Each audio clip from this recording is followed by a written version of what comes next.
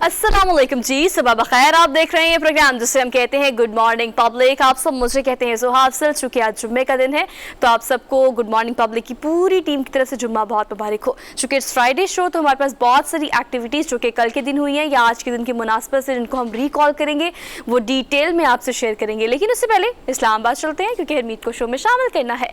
तो हरमीत, अस्सलामुअलैकुम, good morning from Lahore, कैसे हैं आप?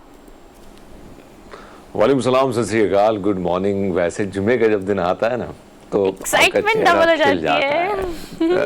यकीन माने आपकी जो बहुत सारी, क्योंकि जाहिर बात है कि मुसलसल ये सुबह का जागना और फिर तैयारी करना, शो में बैठना, तो फिर आपको रेस्ट तो ज़रूरी होता है ना। लेकिन बहरहाल बहुत सारी चीज़ें हैं। रेस्ट के साथ साथ अगर हम देखें तो एक नई नई चीज़ें जब सामने आती हैं तो फिर मामलात ऐसा लगता है कि अब ये रेस्ट के बजाय बंदा रेस्टलेस हो जाता है। सो बहरहाल आपकी बात दुरुस्त है कि जुमे का दिन है और जितने भी हमारे दोस्त हैं, वैसे जुमे के दिन तो वैसे ही बहुत ज़्यादा लोग जल्दी उठने की, जिनको जो आदी होते हैं मुख्तलिफ यूनिवर्सिटीज़ हॉस्टल में रहने वाले लोग या ज़्यादा देर तक सोने वाले लोग, तो फिर जल्दी उठने की कोशिश करते हैं। नमाज़ें जो है वो पढ़ते हैं, कहीं ना कहीं कोशिश होती है कि जल्दी उठें और तैयारी करें जुमे की। सोहा और हरमीत, आपको पता है 3 मार्च है आज, तो चूंकि हम तो एक्साइटेड हैं इस चीज़ के लिए कि चले आगे तो वीकेंड आ रहा है, यानी 2 दिन हमारी छुट्टी है। लेकिन आज के दिन की मुनासबत से बहुत सारी चीज़ों को याद करने का भी दिन है। हमारी इंटेलिजेंस की एक कामयाब कार्रवाई जिसके नतीजे में कुलभूषण यादव को आज के दिन गिरफ्तार किया गया। बहुत सारे एतराज़ी बयानात भी सामने आए। उस वक्त इस खबर को बहुत बूस्ट मिला था। हम काफ़ी इस चीज़ के लिए एक्साइटेड भी थे, खुश भी थे और हम फ़ख्र भी महसूस कर रहे थे कि पाकिस्तान की अगर बात की जाए तो भारत का एक बार फिर से मकरूज चेहरा, उनकी दहशतगर्दी की कार्रवाइयाँ और ये तमाम तर चीज़ें जो है वो उनके एतराज़ी बयान से, कुलभूषण यादव के एतराज़ी बयान से जो है वो सामने आई थी। इस पर आपने मेरे ख्याल से गालिबन एक डिटेल रिपोर्ट भी बनाई है, वो भी हमने आज व्यूवर्स को दिखानी है। मैंने कहा शो के आगाज़ में इसका तस्करा भी कर देती हूँ, बिकॉज हमेशा आप देखते हैं कि पब्लिक न्यूज़ की स्क्रीन पर हरमीत सिंह इस तरह की एक्टिविटीज़ को कंपैरेटिवली शो के बाद टाइम निकाल कर ज़्यादा करते हैं कि आज मैंने इस चीज़ को कवर करना है, आज मैंने उस चीज़ को कवर करना है। तो उनकी बनाई गई एक रिपोर्ट है जो कि 3 मार्च के दिन की मुनासबत से हमने आपसे शेयर करनी है, उसको भी प्रोग्राम का हिस्सा बनाएंगे। लेकिन अभी आगे बढ़ेंगे। गुड मॉर्निंग पब्लिक का डेली रन डाउन यानी टिपिकल रन डाउन आपसे शेयर करते हैं। Top of the all top stories की तरफ चलते हैं। टॉप स्टोरीज में आपको बताएंगे कि टॉप ऑफ द ऑल हमने यही डिस्कस करना है कि अभी फिलहाल मुल्क की मौजूदा सूरत हाल क्या है। आप डॉलर की प्राइस बढ़ने के बाद इस वक्त तारीख की बुलंद तरीन सतह पर पहुंच चुका है आपका डॉलर। शरह सूद की बात करें तो वो तारीख की बुलंद तरीन सतह पर है, लेकिन पाकिस्तान के डिफॉल्ट करने की, पाकिस्तान के रैंक की बात करें तो वो बदतरीन सतह पर जा पहुंचे हैं। लेकिन अभी भी कहा जा रहा है कि बुलंद तरीन और बदतरीन का जो सिलसिला है वो रुक नहीं सकता। कहा यही जा रहा है कि ये सिलसिला मजीद भी बढ़ेगा।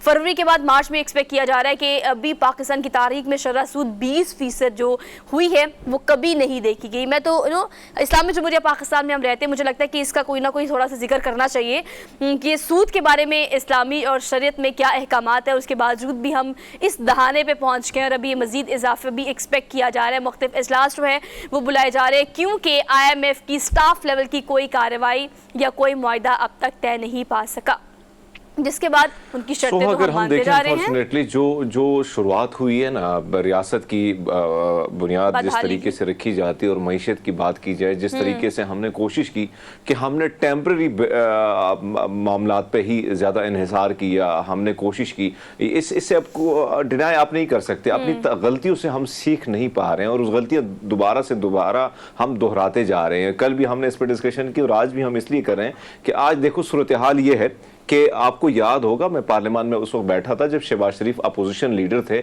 और उसने खड़े होके जब 7 रुपए डॉलर महंगा हुआ तब उन्होंने कहा शेम शेम के नारे जो है अपोजिशन की जानिब से लगाए गए थे। और अब आपको देखे बेशर्मी की इंतहा ये है कि मरियम नवाज साहबा गुज़िश्ता रोज जब इसहाक डार साहब की जानिब से ऐलान किया गया कि 5 रुपए पेट्रोल की कीमत जो है उसमें कमी की जाती है तो उसने शाबाश दी। लेकिन अब आपको पता है कि इन्फ्लेशन रेट तो वो तो हाई हो रहा है, लेकिन साथ साथ आपने ये देखा, आपने बड़ी अच्छी बात की शरह सूद की कि एक इस्लामिक मुल्क है जो दावा करता है कि सारे तमाम तर यहाँ पे आप देखें तो 97% मुसलमान यहाँ पे रहते हैं, 3% सिर्फ हमारे लोग हैं। तो उसके बावजूद सूरत हाल ये कि शरह सूद जो है वो अब 21-20 तक पहुंच चुका है। और ऐसे में आप मुझे ये बताएं कि जो इन्वेस्टर हैं, जो इन्वेस्टमेंट करना चाहते हैं, जो कारोबार करना चाहते हैं, वो तो नहीं करना चाहेंगे। कौन करेगा इस तरह कारोबार, कौन लेगा इतना इतना महंगा? बैंकों से अगर किसी ने लेना है, कर्जे लेने हैं, तो इतने ज्यादा इंटरेस्ट पे कौन लेगा? तो जाहिर बात है एक ऐसी सूरत हाल में हम देख रहे हैं कि डिठाई इस कदर है कि मरियम नवाज साहबा ने कल जो ट्वीट किया, जिसमें उसने एक तंजिया अंदाज में ये बात की कि ये सारे करतूत, ये सारे कारनामे जो हैं ये इमरान खान और बाजवा के हैं, तो फिर मुझे बताया, जब आपको पता था, आप तो 13 जमातें थी, तजुर्बा था आप लोगों को, आपको सुबह से लेकर वफाक में आप लोगों ने हुकूमतें की थी, तजुर्बाकार टीमें आपके साथ थी, डार से डॉलर घबरा जाता था, आप तो ये डायलॉग मार रहे थे। लेकिन जब आप लोग आए, आपको ये मालूम था कि अगर इमरान खान ने तबाही मचा दी तो फिर कुल्हाड़ी अपने पांव पे क्यों मारी? आज यकीन माने ये जाएंगे, गली कूचे में जाएंगे, अपने हलके में जाएंगे, लोगों ने को जूते मारेंगे। उसकी वजह ये कि लोग भूखे हैं, अवाम सोच रही है, बेरोजगारी की शरह बढ़ रही है, क्राइम रेट जो है, आपने दफा 144 जो कराची में नाफिज किया, कल की वीडियो आई है कि लोगों ने बंदूकें उठाई, किसी का बच्चा अगर भूखा होगा, जिसको दूध की तलब होगी, जिसको रोटी चाहिए, तो वो फिर ये नहीं देखेगा कि दूसरे वाला जो है ये खा रहा है और अगर मैं अगर बंदूक उठाता हूं, अगर इसको मारता भी हूं तो मुझे कोई नुकसान नहीं है, क्योंकि मैंने अपने बच्चे का पेट पालना है। तो क्राइम रेट को आप देखें, ये रियासत की रिस्पॉन्सिबिलिटी होती है कि आप किस तरह अपने शहरियों को लेके चलते हैं। आप दुनिया को जाके देखें, आप बांग्लादेश को देखें, बारहा ये हम जो हिंदुस्तान और बांग्लादेश की मिसालें देते हैं, इसका मकसद सिर्फ यही होता है कि हमने अपने आस पड़ोस, चलो मगरिब को तो रहने दें, वो दूर की बात है, वहां तक तो पहुंचना आसान नहीं है, लेकिन आपके जो पड़ोसी थे वो कहां पहुंचे? आज 20 और 22 करोड़ 23 करोड़ अवाम जो है वो गुर्बत की हिंदुस्तान निकाल चुका है। बांग्लादेश की आप वहां पे देखें तो हमसे ज्यादा वो जो है उनकी जो जीडीपी ग्रोथ है, उनकी जो इन्फ्लेशन रेट है, बहुत सारी चीजों में वो हमसे आगे निकल चुके हैं। इंडस्ट्रिया कराची से निकल के इंडस्ट्रिया, आपने माफिया यहां पे गर्म किया है, आपका माफिया, सियासतदानों में माफिया बैठा हुआ है। आप यहां पे जाएं, कोई काम कराएं, पहले आपने पैसा देना होगा, आपने कंस्ट्रक्शन का काम करना है। मैंने पहले भी अपने शो में कहा था कि अमेरिका से एक डॉक्टर आई थी, डायरेक्टर थी यूएन की, उसने इन्वेस्टमेंट करनी थी, एक हॉस्पिटल वेलफेयर का बनाना था। जब वो मिनिस्टर के पास गई तो मिनिस्टर साहब ने कहा कि भाई हमें खुश कर दें, हमें हमारे टेबल पे कुछ रख दें, तो तब जाके हम आपको इजाजत देंगे। तो जब ये सूरत हाल होगी तो फिर मुल्क तो ऐसे ही रहेगा ना। और हरमीत, अभी आप ये 2 लाख के काम की बात कर रहे हैं, है, ये अमीर से अमीर होगा और हमारे जैसे लोग गरीब से गरीब होंगे। तो ये मत सोचिएगा ये सारी उम्र इस तरह नहीं रह पाएगा और एक इनकलाब की सूरत बर्पा होगी। और फिर जब इनकलाब आएगा तो यकीनन आपकी जो कोठियां, ये जो महलात आपने बनाए, ये सारे के सारे मलियामेट हो जाएंगे। और हरमीत, कल का हम जिक्र ये भी कर रहे थे कि गैर मुल्की जितने भी सयाह जो है वो पाकिस्तान जब तशरीफ लाते हैं तो वो ये देखते हैं कि हमारे एयरपोर्ट्स की सूरत हाल क्या है और जो महलात बनाए गए हैं। अगर आप जाती उम्रा चले जाएं या अगर आप किसी ऐसी मुल्तान साइड पे चले जाएं, जो उनके घर होते हैं वो किसी एयरपोर्ट से कहीं ज़्यादा बड़े, कहीं ज़्यादा बेहतर, कहीं ज़्यादा फैसिलिटेट होते हैं। अगर मौजूदा हुकूमत की बात करें, आपने बिल्कुल ठीक बात की, जो तमहीद आपने बांधी है वो इतनी एक्यूरेट इस चीज़ की निशानदेही करती है कि एक आम आदमी का क्या हाल हुआ चाहता है। वो सिर्फ इसलिए कि अगर आप पार्लियामेंट में जाने की बात करें तो इस हुकूमत के आने के बाद, इन तहरीके अदम एतमाद लाने के बाद कहा कि आप पार्लियामेंट में आए, वहां बैठकर बात करते हैं।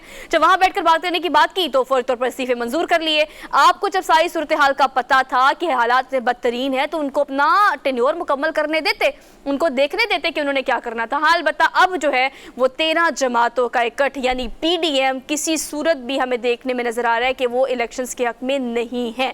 और इलेक्शंस के लिए राह फरार इख्तियार करने के लिए हर मुमकिन हरबा जो है वो हुकूमत की जानिब से अपनाया भी जा रहा है, उसको करने की कोशिश भी की जा रही है। अलबत्ता इस वक्त जो हमने 2 सिचुएशंस आपके आगे रखी हैं, डॉलर की बात की जाए तारीख की बुलंद तरीन सतह पर, शरह सूद की बात की जाए बुलंद तरीन सतह पर, पाकिस्तान के रैंक की बात की जाए बदतरीन सतह पर, और ये बदतरीन और बुलंद तरीन का अब भी सिलसिला रुकने का नाम नहीं ले रहा। डिफॉल्ट की खबरें अब अफवाहें नहीं रही। हाँ, अलबत्ता प्रोग्राम में आगे बढ़ते हैं। प्रोग्राम में इसको डिटेल में हम डिस्कस जरूर करेंगे। हमारा एक डिटेल पॉलिटिकल सेगमेंट होता है जिसमें हम टेक्निकलिटीज को डिस्कस करते हैं, और दो करेंगे। इसके अलावा आज का दिन यानी 7 साल मुकम्मल हो गए हैं भारतीय जासूस कुलभूषण यादव को जब पाकिस्तान की इंटेलिजेंस कंपनीज ने, इंटेलिजेंस इदारों ने बड़ी महारत के साथ ना सिर्फ पकड़ा बल्कि बहुत सारे एतराज़ाती बयानात भी जो है वो आलमी स्तर पर भी उसको काफ़ी पजीराई मिली, क्योंकि पाकिस्तान ने एक बार फिर से भारत का मकरूज चेहरा जो है वो इतनी खूबसूरती से बेनकाब किया कि उसके बाद भी वो डिनाई करते रहे और आज तक डिनाई करते हैं। बहरहाल इस चीज़ को 7 साल मुकम्मल हो गए हैं तो सोचा कि इस बारे में आज भी बात करनी चाहिए, क्योंकि हर साल अगर हम पिछले कुछ दिनों की बात करें तो आपको पता है कि हमने अभिनंदन की बात की, उसके बाद आज हम बात कर रहे हैं कुलभूषण यादव की। तो हम तो हर साल याद करेंगे, बिकॉज हमने आपको याद कराना है कि हमारे इदारे कितने बेहतरीन तरीके से काम कर रहे हैं और भारत अपनी तकरीबकारियों से बाज ना आया है और ना ही आएगा, लेकिन हम बिल्कुल तैयार हैं। ऑल्दो आगे बढ़ेंगे प्रोग्राम में, एक सेगमेंट जो है वो हमने इस चीज़ का भी रखा है कि अगर नॉर्मली आप पहले बूढ़े लोगों में, ज़्यादा एज के लोगों में ये मसला देखते थे, लेकिन आप जवानों में भी देखते हैं। आप देखते हैं कि जब आप उठते बैठते हैं तो आपके घुटनों से एक स्पेसिफिक आवाज़ होती है जो कि आती है टरकने की, या कोई ऐसे आप मतलब जिसे हम आम जुबान में कहते हैं कि बस आवाज़ आ रही, बिकॉज हड्डियाँ जो है वो, हाँ एग्जैक्टली एकीज हो जाती हैं आपकी हड्डियाँ ना। आप सुबह उठे या कोई आप ज़्यादा देर बैठे रहे 2-3 घंटे, उसके बाद उठे तो एक टरकने की एक आवाज़ आती है। वो आवाज़ दरअसल एक बीमारी है या एक बीमारी की इंडिकेशन है। वो क्या बीमारी है, और अगर आपको ये आवाज़ रोज़ाना की बुनियाद पर आ रही तो इसको फॉर ग्रांटेड या नॉर्मल ना ले, it's not normal at all. ये कौन सी बीमारी है, इसका इलाज मुआवजा क्या है, इसको डायग्नोस कैसे किया जा सकता है, इस पर हम डिटेल में बात करेंगे आज के प्रोग्राम में। और फिर जनाब प्रोग्राम में आगे बढ़ेंगे। आज हमने कुछ अदब की बात भी करनी है, क्योंकि चूंकि जुम्मे का दिन है और आज के दिन की मुनासबत से हमारी कोशिश होती है कोई ना कोई स्पिरिचुअल या कोई ना कोई इंस्पिरेशनल या अगर किताबी बात जो है, अगर अब्दुल रऊफ साहब होते तो यकीनन बहुत मज़ा आता हमें इस सेगमेंट में। लेकिन एक किताब आज आपसे हमने उसका तारुफ कराना है, गालिब सराई। ये वो किताब है जो कि मजमुआ है गालिब की उस तमाम तर शायरी का जो मुख्तलिफ शौरा ने की है। 300 से ज़ायद सफ़ात पर मुश्तमिल ये किताब जो है, जिसमें आपको गालिब की वो तमाम तर शायरी मिलेगी जो मुख्तलिफ शौरा ने गालिब के ने एक एजाज़ समझा जाता है। गालिब की से जो भी शायरी है उसको पढ़ना, लिखना या उसको दोबारा से अपने कलम के नीचे लेके आना, तो ये तमाम तर सूरत हाल जो है ये इस किताब में है और मुरत्तब की है कलीम एहसान भट्ट साहब ने। तो वो आज हमारे मेहमान भी होंगे और ये गालिब सराई की किताब को कितनी देर से वो इस पर काम कर रहे हैं और हमें इसमें क्या देखने में मिलेगा, तो इसको तमाम तर चीज़ों को जो है ना वो हम आज उनसे डिस्कस करेंगे। तो गालिब की जितनी भी शायरी है उसका मजमुआ जो है वो आपको इस किताब में मिल सकेगा। तो अरमीत आप इसको ज़रूर पढ़िएगा, मैं भी इसको ज़रूर पढ़ूंगी। मुझे तो आखिर मिल गई है, आप लाहौर आएंगे, नहीं तो हम इस्लामाबाद पहुँचा देते हैं आपको। खैर इसको डिटेल में डिस्कस करेंगे। उसके बाद ज़रूर प्रोग्राम में आगे बढ़ेंगे। कल मैं एक मीम देख रही थी अरमीत, वो मीम पता है क्या थी कि अब ना चोरों को अलर्ट करने के लिए हम कहते हैं कि अगर आपको रास्ते में कोई भी टैब पकड़कर जाता हुआ नजर आए तो उसके हाथ से वो टैब मत छीने और चोरी की वारदात करने की कोशिश ना करें, क्योंकि वो टैब उसका नहीं, वो मर्दमशुमारी के लिए अमला है जिसको अब सड़कों पर आप देखेंगे। तो गालिबन ये हरकत वहाँ करने की कोशिश ना करें। ये एक मीम थी जो कल मैं सोशल मीडिया पे देख रही थी। तो अगर आपको अब ये टैब पकड़कर एक अमला जो है वो घर घर जाता नजर आएगा तो आप इस चीज़ को समझ लें कि मर्दमशुमारी का बाकायदा आगाज़ किया गया है, डिजिटलाइज किया गया है। हाँ, कराची में भी, लाहौर में भी, मतलब लाहौर में भी आपको तब इस वक्त हालात ऐसे ही हैं कि क्राइम रेट बढ़ रहा है, लेकिन ये तो अपार्ट फ्रॉम जोक अब मर्दमशुमारी जो है उसको डिजिटलाइज किया गया है और डिजिटलाइज करके बाकायदा तौर पर इसका आगाज़ कर दिया गया है। और बड़े अरसे बाद जो हमेशा हम कहते हैं और कोट करते हैं कि 22 करोड़ की अब 24 करोड़ होगी, पता नहीं, मुझे तो लगता है 24 करोड़ से भी आगे फैक्ट एंड फिगर्स जाएंगे, लेकिन अब मर्दमशुमारी का बाकायदा आगाज़ हो गया। तो आप लोग के लिए मैसेज ये है कि आप लोग कोऑपरेट ज़रूर करें। जब भी आपके दरवाजे पर कोई आए, कोई टीम, कोई अमला, कोई मेंबर, कि उसके बाद भरपूर कोऑपरेट करें। और चूँकि आगे मौसम भी चेंज हो रहा है तो उनको पानी शानी भी पूछें और अपना पूरा उनसे कोऑपरेशन करने की कोशिश करें। अच्छा जी, प्रोग्राम में आके बढ़ते हैं। डन हो गया हमारा आज का टॉप स्टोरी। के टॉप स्टोरीज में हमने क्या क्या बताना है, अब चलते हैं डेली डोज की तरफ। सबसे पहले हम आपको हमेशा रिकॉर्ड बताते हैं, तो आज भी आपको पहले रिकॉर्ड ही बता देते हैं। इतना अजीबोगरीब रिकॉर्ड, इतना अजीबोगरीब रिकॉर्ड, और भी 1 2 3 4 नहीं, पूरे 12 रिकॉर्ड तो जनाब पहले बना चुके हैं। ये जो मैं आपको बताने लगी हूँ ये 13वां रिकॉर्ड है। अब ये रिकॉर्ड क्या है, आपको याद होगा क्रिसमस पे हरमीत हमने एक रिकॉर्ड दिखाया था कि अपनी दाढ़ी के अंदर जो है ना वो उन्होंने क्या किया था, दाढ़ी के अंदर वो जो क्रिसमस ट्री पर लगाने वाले बल्ब्स होते हैं, सजावट होती है, वो उन्होंने की थी। अब इन्होंने क्या किया है, आलमी रिकॉर्ड बनाने के लिए 2470 एयरबड्स जो है कानों में मारने वाले, वो जो आप देखते हैं स्टिक्स, उसके आगे रुई लगी होती है, वो दाढ़ी में लगाकर उन्होंने पूरी दाढ़ी को भर लिया है। एक एक बाल के ऊपर वो उन्होंने एयरबड लगा के अब जो है वो आलमी रिकॉर्ड बना लिया है। और इससे पहले मैं आपको पहले भी बता चुकी हूँ कि ये उनका 13वां रिकॉर्ड है। इससे पहले 12 रिकॉर्ड वो बना चुके हैं और वो कह रहे हैं कि मैं रिकॉर्ड बनाता रहूँगा जब तक मुझे ये नहीं पता लगेगा कि कौन सी ऐसी चीज़ है जो कि दाढ़ी में नहीं लग सकती। लो जी। बिल्कुल आपने दुरुस्त फरमाया कि इससे पहले जो रिकॉर्ड हमने दिखाया था वो भी यही इस किस्म का ही था कि क्रिसमस के मौके पर किसी लोगों को अपनी तरफ अट्रैक्ट करने और कहीं ना कहीं रिकॉर्ड में नाम दर्ज करने के लिए उस शख्स ने यही कुछ किया था। और आज हम यही देख रहे हैं कि बिल्कुल हम एक तो बारहा बहुत सारे रिकॉर्ड हमारे सामने जो आते हैं उसमें यही लगता है कि एक शख्स जिसने पिछले बहुत सारे रिकॉर्ड पहले ही बनाए होते हैं और बाद में आके वो अपना ही रिकॉर्ड तोड़ देता है। लेकिन बहरहाल अब देखें ना कि वही बात फिर से कि बहुत सारी चीज़ें जो हैं बड़ी आसानी से लोग कर देते हैं, उसको रिकॉर्ड का हिस्सा बना लेते हैं। और इन्होंने भी बड़ी कोशिश करनी पड़ती है वैसे इतनी दाढ़ी को बड़ी करना, फिर उसका ख्याल रखना और उसके साथ साथ फिर उसको भर देना पूरा का पूरा। सो मेरे ख्याल में मुश्किल काम तो है, लेकिन बहरहाल वो कर पाए। और वाकई में जब आप मुश्किल कर पा जाते हैं तो तभी जाके कहीं ना कहीं आपका नाम जो है वो रिकॉर्ड बुक में दर्ज हो जाता है। अच्छा, आपको पता है इससे पहले वो जो कर चुके हैं ना वो भी इतना इंटरेस्टिंग है कि दाढ़ी में उससे पहले उन्होंने तिनके लगा लिए, स्ट्रॉज लगा लिए, झाड़ू के तिनकों के साथ साथ उन्होंने एयरबड्स भी लगा लिए और चॉपस्टिक्स भी लगाई हैं और पता नहीं दाढ़ी के अंदर कांटे भी लगा लिए हैं, टूथपिक भी लगा ली है, कपड़ों के पिन्स भी लगा लिए हैं। मतलब ऐसी कौन सी चीज़ है, यू नेम इट, जो उन्होंने अपनी दाढ़ी में नहीं लगाई। जितना गन उसको मिला है तो वही लगाया है, जहाँ से उसको मिला है डस्टबिन से, जहाँ से उसने देखे ना ये पूरा ये आपको वहाँ से मिलता है कि जब इस्तेमाल से ज़्यादा ये फ्री हो जाए सारी चीज़ें। लेकिन बहरहाल आप ये देखें कि कोई चीज़ उन्होंने छोड़ी नहीं है। तो आप एक मजमुआ है, दाढ़ी नहीं है बल्कि एक मजमुआ है तमाम तर सारी चीज़ों का, और उसने उस बड़े खूबसूरत तरीके से उसको पेश किया है। सो फिर बहरहाल दैट्स गुड। किसी को ये ख्वाहिश तो है ना कि अपना नाम जो है किस न किस तरीके से दर्ज करा दे। सो बहरहाल मुझे अच्छा लगा वैसे। और आप ये देखिए हरमीत कि उसने ट्रैवल किया है ये सारे कार्रवाई करने के बाद। उसने कहा कि मैंने इतनी मजबूती से ईयरबड्स जो है ना ईयरबड्स लगाए हैं अपने दाढ़ी में कि मैं यहाँ से जब ट्रैवल करके जाऊँगा अपना record Guinness book of world record में दर्ज कराने के लिए, तो फिर जनाब मुझे तो ये हिलने नहीं चाहिए, दाढ़ी से इधर उधर नहीं होने चाहिए। तो खैर वो कह रहे मैं तब तक करता रहूँगा अपनी दाढ़ी के साथ ये सारे कमालात जब तक मुझे कोई चीज़ ऐसी नहीं मिलेगी जो कि मेरी दाढ़ी में फिट ना आ सके। सो खैर ये अनोखा तरीन रिकॉर्ड है। इससे मैं आपको रोज़ाना, मैं और हरमीत आपको कन्विंस करते हैं, हमारी आवाम को जो स्क्रीन की सिर्फ हमें देख रही होती है, कि guys you can do it as well. आप लोग भी कर सकते हैं, कुछ अनोखा सोचें और कर लें गिनीज बुक वर्ल्ड रिकॉर्ड में आपकी भी कोई खबर हम दें। खैर आगे बढ़ेंगे, अगली खबर आपको देंगे। अगली खबर बहुत पुरानी है, जितनी पुरानी खबर है उतनी पुरानी ये ट्रेन भी है। 1 सदी पुरानी ये ट्रेन जो कि आज भी पटरी पर चल रही है।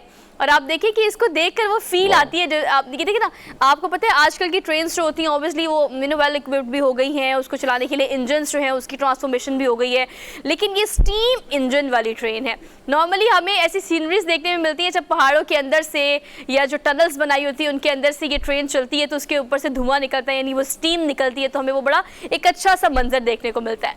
लेकिन ये 1 सदी पुरानी ट्रेन है जो कि आज भी पूरी आबोताब से वैसी चल रही है, और उसके अंदर जो सिस्टम लगा हुआ है हरमीन वो उतना ही पुराना है, लेकिन आप देखें कि सिस्टम कितना पायदार है कि 1 सदी के बाद भी वो फंक्शनल है। आप ये देखें ना कि फिर वही बात सुहा, अगर हम देखें हमारा जो ट्रेन सिस्टम है या रेल की पटरियां बिछाने का जो क्रेडिट है वो अंग्रेज बहादुर को ही जाता है। और आज भी अगर जिन जिन इलाकों से आप गुजरती हैं और ट्रेन का अगर आपने सफ़र किया है तो जिन जिन जो रास्ते में इमारतें आती हैं तो आप ये देखें कि कहीं ना कहीं वो 200 और 250 साल पुरानी उससे पहले की हैं। और वहाँ पे जो मुख्तलिफ रेल की जो पटरियाँ हैं, लेकिन कहीं ना कहीं हमें हमारी जो ट्रेनें हैं उसको भी अगर आप देखें तो आजकल तो खैर बहुत सारी चीज़ों में तब्दीली आ गई, थोड़ी बहुत बदलाव आ गए, लेकिन फिर भी उस किस्म की ट्रेनें हमारे पास आज भी मौजूद हैं, किसी न किसी पटरी पर तो नजर आएगी। लेकिन ये है कि वहाँ पे ख्याल बहुत ज़्यादा रखा जाता है और तारीखी चीज़ों का जो है उसको सेफ करने के लिए, महफूज बनाने के लिए। और फिर वही बात होती कि अट्रैक्शन इसलिए बढ़ जाती कि टूरिस्ट जो है वो आते हैं और देखते हैं, क्योंकि आपके पास एक नायाब चीज़ होती है और तारीखी एक विरसा जो है वो बन जाता है। तो मेरे ख्याल में इस किस्म की चीज़ें बहुत सारे यूरोप ममालिक में हमने देखी हैं और उसमें उन्होंने महफूज बहुत सारे ऐसे शहर हैं जो 5-5 हज़ार साल पुराने जो हैं उनको उन्होंने काफ़ी महफूज बनाया। और वहाँ पर अगर आप जाते हैं तो बाकायदा आपको जो है साइकिल में पर ही आपको सफ़र करना होता है, आपको अंदर गाड़ी ले जाने की इजाज़त भी उस शहरों में नहीं होती, मुख्तलिफ उसके लिए गेट्स बने हुए हैं। सो बहरहाल ये एक अच्छी है कि आज भी उन्होंने उस चीज़ को उसी तरह बरकरार रखा। और ट्रेन को अगर आप देखें तो उसकी कंडीशन भी बिल्कुल ज़बरदस्त किस्म की है। और आपको पता है हरमीत, इस ट्रेन को और बहुत सारे एजाज़ हासिल हैं। एक तो ये कि ये लंदन से चलने वाली नॉन स्टॉप ट्रेन है, और फिर इसको ये एजाज़ भी हासिल है कि इसने दुनिया के बड़े ममालिक का ट्रैवल भी किया हुआ है। मतलब उसमें ऑस्ट्रेलिया भी आ जाता है, उसमें अमेरिका भी आ जाता है। ये वो ममालिक है जहाँ पर ये स्ट्रीम ट्रेन जो है ना वो लहराती हुई और मुख्तलिफ पटरी से गुजरती हुई और मुख्तलिफ पैसेंजर्स को एक जगह से दूसरी जगह पहुँचाने का एजाज़ भी स्ट्रीम ट्रेन को हासिल है। तो खैर ये एक सफ़र करने के लिए बेहतरीन तरीका तो है, लेकिन अगर आप इसमें ट्रैवल करते हैं तो आपको इस बात का एहसास भी होता है कि तारीख़ में ऐसी ट्रेन्स जो उस वक्त बनाई गई थी, उस वक्त के स्ट्रक्चर के मुताबिक, उस वक्त के मौजूदा जो भी उस टाइम पर फैसिलिटेशन थी उसके मुताबिक इसको बनाया गया था, लेकिन आज भी ये कितनी पायदार है। इसकी मेंटेनेंस का मेरे ख्याल से हरमीत पहले से ज़्यादा ख्याल रखना पड़ता है, और वो इसलिए क्योंकि ऑब्वियसली चीज़ पुरानी हो तो उसका ख्याल ज़्यादा रखना पड़ता है। आगे बढ़ते हैं, अगली खबर आपको देते हैं। अगली खबर दरअसल ये है कि आहिस्ता आहिस्ता इंसान को काहिल और सुस्त करने के साथ साथ टेक्नोलॉजी का इन्फ्लुएंस जो है वो भी उसके दिमाग में डालना बहुत ज़्यादा ज़रूरी है। अब आप ये खबर जो देख रहे हैं, वीडियो देखकर आपको खुद ही इस बात का अंदाज़ा हो गया होगा। कल ये खबर सोशल मीडिया पे भी काफ़ी वायरल थी। गाड़ी में पेट्रोल भरने वाला रोबोटिक ये बाजू है। रोबोटिक बाजू मतलब ऐसे रोबोट ही कहेंगे, लेकिन आपको पता है कि अगर हम यूरोप साइड में देखें तो हमीद वहाँ पर तो रुझान इस चीज़ का कि आप गाड़ी से खुद उतर के खुद पेट्रोल फिल करते हैं और खुद आप पे करते हैं। मतलब वहाँ पर पेट्रोल डालने वालों की तादाद तो वैसी ना होने के बराबर है। लेकिन अब रही सही कसर जो है वो इस कंपनी ने पूरी कर दी है। उस कंपनी ने नई चीज़ लॉन्च की है। अभी फिलहाल सिर्फ एक ही फिलिंग स्टेशन पर इसको टेस्ट ट्रांसमिशन के तौर पर करने की कोशिश की थी, लेकिन अब ये एक रोबोटिक बाजू है, काइंड ऑफ रोबोट, जो कि आपको गाड़ी से निकलने की भी ज़रूरत नहीं है। आप पेट्रोल पंप पे जाएँ, उस फिलिंग स्टेशन पे जाएँ, उसको आप इंस्ट्रक्शन दें कि आपने डीजल, पेट्रोल या कुछ भी जो है वो आपने क्या डलवाना है, कितना डलवाना है, वो खुद ब खुद ही आपकी गाड़ी का लॉक खोलेगा और उसके बाद फिल करेगा और फिल करके आपसे पेमेंट लेगा और आपको चलता बनेगा।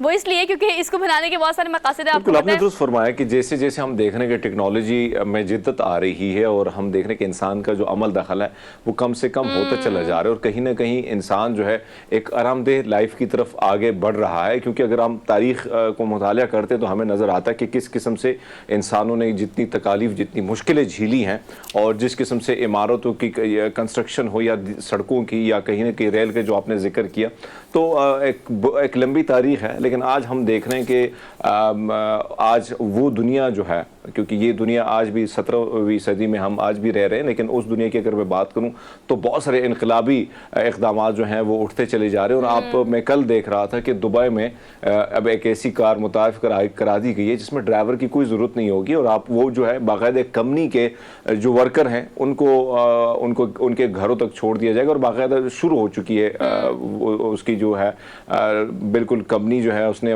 जितने भी वर्कर हैं उनको आने जाने की सहूलियत देना शुरू कर दी है। तो ये अंदाज़ा लगा लें कि अब एक वक्त आएगा कि बहुत सारी चीज़ों पर इंसान का जो अमल दखल है वो कम हो जाएगा, और कहीं ना कहीं रोबोट जो है वो ज़्यादा। अब हम देख रहे हैं कि बहुत सारे स्टूडियो में अगर आप देखें, अब जितने भी बड़े इंटरनेशनल चैनल है तो वहाँ पे सब रोबोटिक सिस्टम है, कैमरामैन की कोई ज़रूरत जो है वो ख़त्म हो गई है। तो कहीं ना कहीं डर ये भी लगता है कि हमारी जगह कोई और दस्तार पहन के कोई रोबोट बैठा होगा और आपकी जगह किसी और ने रुमाल बांध के उधर ही बैठी होगी और वो मॉर्निंग शो करती होगी। तो ये हम देख रहे हैं कि आहिस्ता आहिस्ता ये अमल दखल सब चीजों में कम होते चला जा रहा है, और ज़ैनब की जगह कोई और इंस्ट्रक्शन देता होगा। तो ये अंदाजा आप लगा लें कि आने वाला दौर बड़ा खतरनाक भी है इंसान के लिए। ये जो आप इमेजिनेशन करा देते हैं ना, हमेशा कोई टेक्नोलॉजी की खबर हो कि हमारे व्यूअर्स जो है वो इमेजिन करें कि रोबोट हरमीत बैठा हो इस तरफ, रोबोट सुहा बैठी हो इस तरफ, और वो आपको पटर पटर खबरें सुना रहे हो आपकी जुबान में, जो आप इंग्लिश में सुनना चाहें, उर्दू में या पंजाबी में। खैर वो वक्त जो है वो दूर नहीं है, लेकिन अभी फिलहाल इंसान को ही फैसिलिटेट करने के लिए रोबोट जो है वो मार्केट में है और काम करते हैं। सऊदी अरब से, दुबई से, उसके बाद यहाँ से बहुत सारी ऐसी खबरें आती हैं, बहुत सारी कंपनीज जो हैं वो इंसान को फैसिलिटेट करने के लिए रोबोट्स का बड़े अच्छे तरीके से इस्तेमाल कर रहे हैं। खैर अलबत्ता कहा जा रहा है कि इसी साल के आखिर तक ये रोबोट्स और ये जो फंक्शन है ये तमाम फिलिंग स्टेशन पर इसको एक्टिव कर दिया जाएगा। आगे बढ़ते हैं जी, अगली खबर आपको देते हैं, last but not the least. अगली खबर ये है कि पहली बार K2 यानी पाकिस्तान की तो बुलंद तरीन है लेकिन दुनिया की दूसरी बुलंद तरीन चोटी है, तो 2 पैराग्लाइडर्स ऐसे हैं जिन्होंने K2 चोटी के करीब परवाज़ की है। अब ये पैराग्लाइडर्स जो है बेसिकली, मुझे तो खैर बहुत ज़्यादा शौक है, पता नहीं हरमीत को शायद ऊंचाई से डर लगता है या शायद पानी से डर लगता है, कोई फोबिया है इनको। तो लेकिन ये पैराग्लाइडिंग जो है seems to be like very dangerous and very adventurous as well. तो अब ये जो 2 पैराग्लाइडर्स हैं इनका ताल्लुक है बेल्जियम से। अब ये वहाँ पर पहुँचे 2022 में, यानी जुलाई में गालिबन उन्होंने ये ट्रैवल किया था, और लेकिन वीडियो जो है वो अब जारी की है। और ये तारीख में पहली दफ़ा हुआ है कि K2 के करीब तरीन ये पैराग्लाइडर्स पहुँच रहे हैं हैं और वहाँ पर अपने कैमरे से उन्होंने ये महफूज कर लिए मनाजिर और उन्होंने कहा कि हमें ज़िंदगी भर ये मंजर जो है वो फीड हो गए हैं हमारे दिमाग में।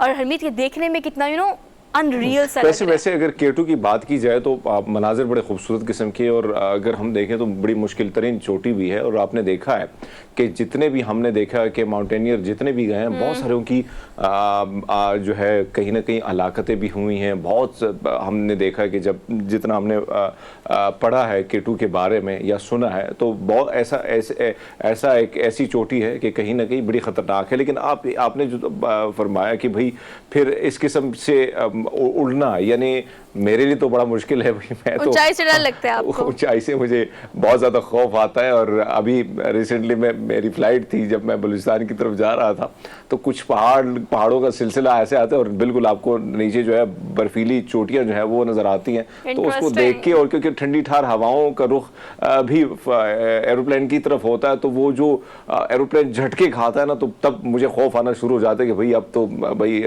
मामला जो है कहीं ना कहीं आगरे की तरफ होना है। सो ये है। लेकिन इस किस्म के मनाजिर को कैप्चर करना, फिर उसके वीडियो उसको महफूज बनाना, और कहीं ना कहीं जब आप अमली तौर पर ये सब कुछ करते हैं तो उसका एक खौफ के साथ साथ एक अलग मजहब भी होता है, और उस सारी चीज़ों को कहीं ना कहीं आपने दिल और दिमाग में बिठा भी देते हैं। तो ये मनाजिर बड़े खूबसूरत भी है और मुश्किल से मुश्किल तर है, क्योंकि इसको इतना आसान नहीं है कि इस किस्म से आप आसानी से जो है पूरी K2 की और आसपास की जो इतनी बुलंदी पे जाना ये आसान नहीं है ना।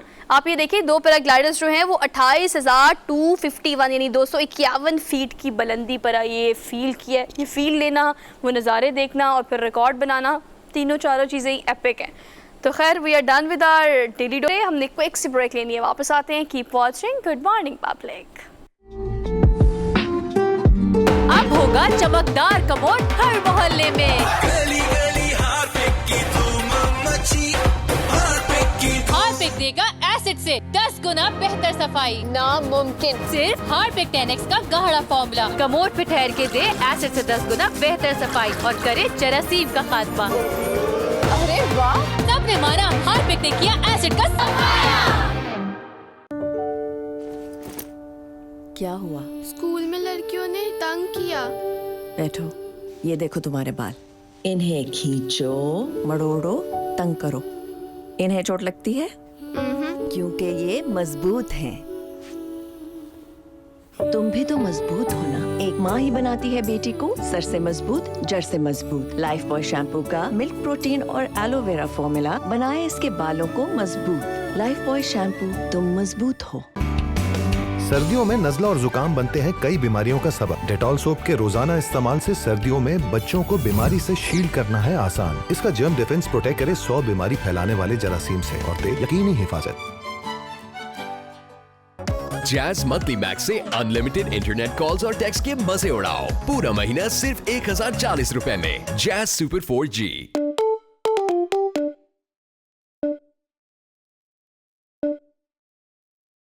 रहे महफूज और सबको बचाए 100 किस्म की बीमारियों वाले जरासीम से।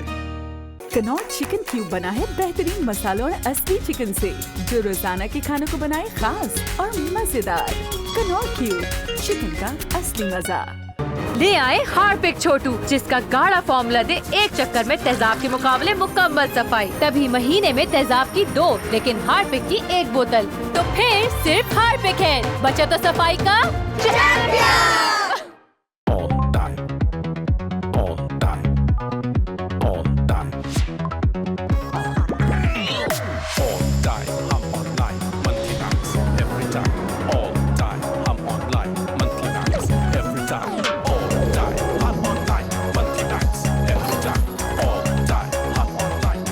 अभी स्टार 708 हैश मिलाओ और जैज़ मंथली मैक्स से अनलिमिटेड इंटरनेट कॉल्स और टेक्स्ट के मजे उड़ाओ। पूरा महीना सिर्फ 1040 रुपए में। सुपर नहीं तो 4G नहीं। Jazz super 4G। Harpic 10X का गाढ़ा फॉर्मूला कमोड पे ठहर के दे एसिड से 10 गुना बेहतर सफाई और करे जरासीम का खात्मा। अरे वाह, हार्पिक तो वाकई एसिड से बेहतर है। सबने माना, हार्पिक ने किया एसिड का सफाया। क्या हुआ? स्कूल में लड़कियों ने तंग किया। बैठो, ये देखो तुम्हारे बाल। इन्हें खींचो, मड़ोड़ो, तंग करो। इन्हें चोट लगती है? क्योंकि ये मजबूत हैं। तुम भी तो मजबूत हो ना। एक माँ ही बनाती है बेटी को सर से मजबूत, जड़ से मजबूत। लाइफ बॉय शैम्पू का मिल्क प्रोटीन और एलोवेरा फॉर्मूला बनाए इसके बालों को मजबूत। लाइफ बॉय शैम्पू, तुम मजबूत हो। अब होगा चमकदार कमोड हर मोहल्ले में। गली गली हार्पिक की धूम मची, हार्पिक की हार्पिक देगा एसिड से 10 गुना बेहतर सफाई। नामुमकिन, सिर्फ हार्पिक 10X का गाढ़ा फॉर्मूला कमोड पे ठहर के दे एसिड से 10 गुना बेहतर सफाई और करे जरासीम का खात्मा। अरे वाह, सबने माना हार्पिक ने किया एसिड का सफाया। कनॉट चिकन क्यूब बना है बेहतरीन मसालों और असली चिकन से, जो रोजाना के खानों को बनाए खास और मजेदार। कनॉट क्यूब, चिकन का असली मजा। पेश है नया हार्पिक बाथरूम क्लीनर। इसको पानी में मिलाएं और फर्श चमकाएं, सख्त दागों के लिए सीधा लगाएं और पाएं डिटर्जेंट के मुकाबले 10 गुना बेहतर सफाई। तो ब्लू से मिला चमकदार टॉयलेट और लाल से चमकदार बाथरूम, वो भी नए जैसा। चलो चलो रेडी हो जाओ, मेहंदी वाली आ गई है। इतनी जल्दी? अभी तो पार्लर जाने का टाइम ही नहीं मिला। ये रहा तुम्हारा 3 मिनट पार्लर। इससे मिले parlour like smoothness in just 3 minutes. इसलिए 9 out of 10 women prefer wheat. तो इस wedding season just wheat it.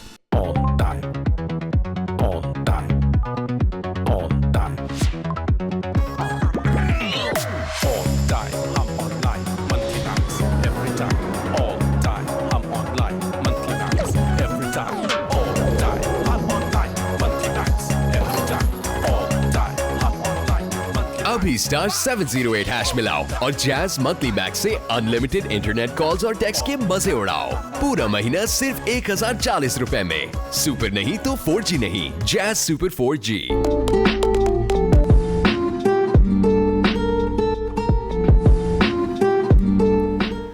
Welcome back after the break. पूरे 7 साल मुकम्मल हो गए हैं। आज अगर मार्च की बात करें, पिछले फरवरी की बात करें, तो हम आपको याद ये कराना चाह रहे हैं कि अगर हम बात करते हैं इस सारी सूरत हाल की, तो अभिनंदन हो या फिर कुलभूषण यादव हो, हमारी कोशिश ये होती है कि अपनी आवाम को भी और भारत को भी बार बार इस चीज़ की यकीन दहानी कराएं कि अगर आप मैली आंख से देखने की कोशिश भी करेंगे ना, तो जवाब आपको अभिनंदन और कुलभूषण यादव वाला ही मिलेगा। तो आज है 3 मार्च, यानी 7 साल मुकम्मल हो गए हैं। भारतीय जासूस कुलभूषण यादव को पाकिस्तान की बेहतरीन इंटेलिजेंस इदारों ने पकड़ा और पकड़कर भारत का एक बार फिर से मकरूज चेहरा जो है वो दुनिया के सामने, ना सिर्फ पाकिस्तान और भारत बल्कि दुनिया के सामने बेनकाब किया। आलमी सतह पर भी इस खबर को काफ़ी हाईलाइट्स मिली और हमने भी देखा कि किस तरह से उसके बाद भारत बौखलाहट का शिकार रहा। लेकिन आपको पता है हरमीत, आपने चूंकि थॉरली इसको स्टडी भी किया है, रिसर्च भी की है, फिर उसके बाद ये रिपोर्ट आपने बनाई।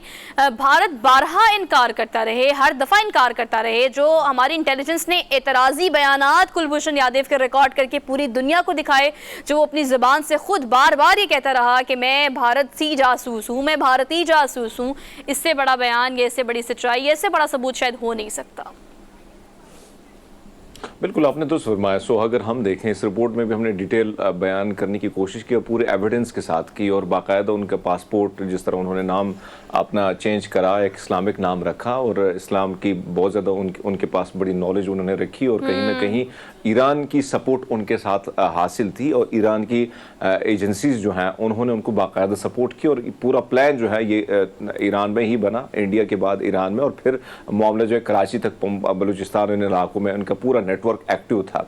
और ये एक होने वाला एक बहुत बड़ा, पाकिस्तान में अगर हम देखें तो दहशतगर्दी के बहुत बड़े वाक़यात होने वाले थे और ख़ास टारगेट थे पाकिस्तान के जितने भी हब हैं, यानी पाकिस्तान के बड़े शहर और कहीं ना कहीं पाकिस्तान की, यानी आप ये समझे कराची रीढ़ की हड्डी समझी जाती है पाकिस्तान की और बिजनेस का हब है, और इस तरह दीगर इलाकों को इन्होंने टारगेट करना था। आपने दुरुस्त फरमाया कि हमने बेतहाशा, हमारे पास वो सबूत हैं, चाहे हम बलोच में जो तहरीकें, तो हम, मैं नहीं कह सकता, छोटे छोटे ग्रोह हैं जिनके पास थोड़ा बहुत असलहा है और वो आके जाके इस किस्म की जो फंडिंग उनको होती है बाकायदा इजराइल और हिंदुस्तान की जानिब से, और फिर वो जाके दहशतगर्दाना कार्रवाइयाँ करते हैं। लेकिन अब जब मैं गया हूँ तो मैंने बहुत सारे ऐसे इलाके देखे कि उन दहशतगर्दों का कल्ला कमा जो है हमारे इंटेलिजेंस इदारों ने, हमारी फौज ने वो तो कर चुके हैं। लेकिन अब बात आती है कि आलमी दुनिया को बारहा हम एविडेंस के साथ चीज़ें दिखाते हैं, लेकिन वही बात आपको पता है कि आपके मोहल्ले में जब एक शख्स अमीर होता है, दूसरा गरीब होता है,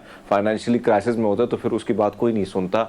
कहीं ना कहीं हमने अपने पाँव पर खड़ा होना होगा और अपने आप को इतना मजबूत बनाना होगा कि दुनिया का इन्हिसार भी हम पे हो, और जब हम बात करें तो वो कम से कम वो बात की कोई माने जो है वो लोगों को समझ भी आए। लेकिन इस वक्त सूरत हाल ये कि मुआशी बहरान है, कहीं ना कहीं हिंदुस्तान एक बहुत बड़ी मंडी बन चुकी है, 1 अरब 30 करोड़ की वो मंडी है। और दुनिया की अगर मैं बात करूं तो दुनिया आपको पता है कि तिजारत के लिए अब वो ये देखते हैं कि कौन सा रास्ता, कौन सा इलाका हमारे लिए बेहतर है। तो फिर आपने जाहिर बात है अपने ग्राहक को कोई नाराज नहीं कर सकते, और हिंदुस्तान की जो मंडी है उससे अगर कोई पंगा लेता है तो उनके लिए नुकसान ही होता है। तो मेरे ख्याल में इस वक्त सूरत हाल ये है कि कहीं ना कहीं ये सारी चीजें होने के बावजूद हम आज भी तन्हा है और तन्हा अपना केस जो है लड़ रहे। लेकिन इसमें कोई शक नहीं है कि हिंदुस्तान का जो भुना जाल था पाकिस्तान में दहशतगर्दी का नेटवर्क फैलाने के लिए, पाकिस्तान में पैसा जिस तरह उन्होंने बहाया, जिस तरह उनका असलहा पकड़ा गया, सवात में, अब वजीरिस्तान में, जहां जहां ऑपरेशन हुए वहां हमने सारी चीजें देखी। तो इंटेलिजेंस इदारों को, पाकिस्तानी फौज को और हमारे जितने भी इदारे हैं, चाहे उसमें पुलिस है, चाहे हमारे सिविलियन है, उन सब का किरदार रहा है और उन्होंने भरपूर कुर्बानियां दी हैं, तब जाके कहीं ना कहीं हमारे मुल्क में हम इसको आगे भी ऐसे ही करते रहेंगे। मतलब वो तमाम तर सूरत हाल, वो तखरीबकारियाँ जो भारत की जानिब से की जाती रही हैं और की जाएंगी, हम उसको ऐसे ही आम आवाम को और भारत को दिखाते रहेंगे। खैर, हमने भी ब्रेक लेनी है, हम वापस आते हैं। आप देखते रहिए प्रोग्राम जिससे हम कहते हैं good morning public.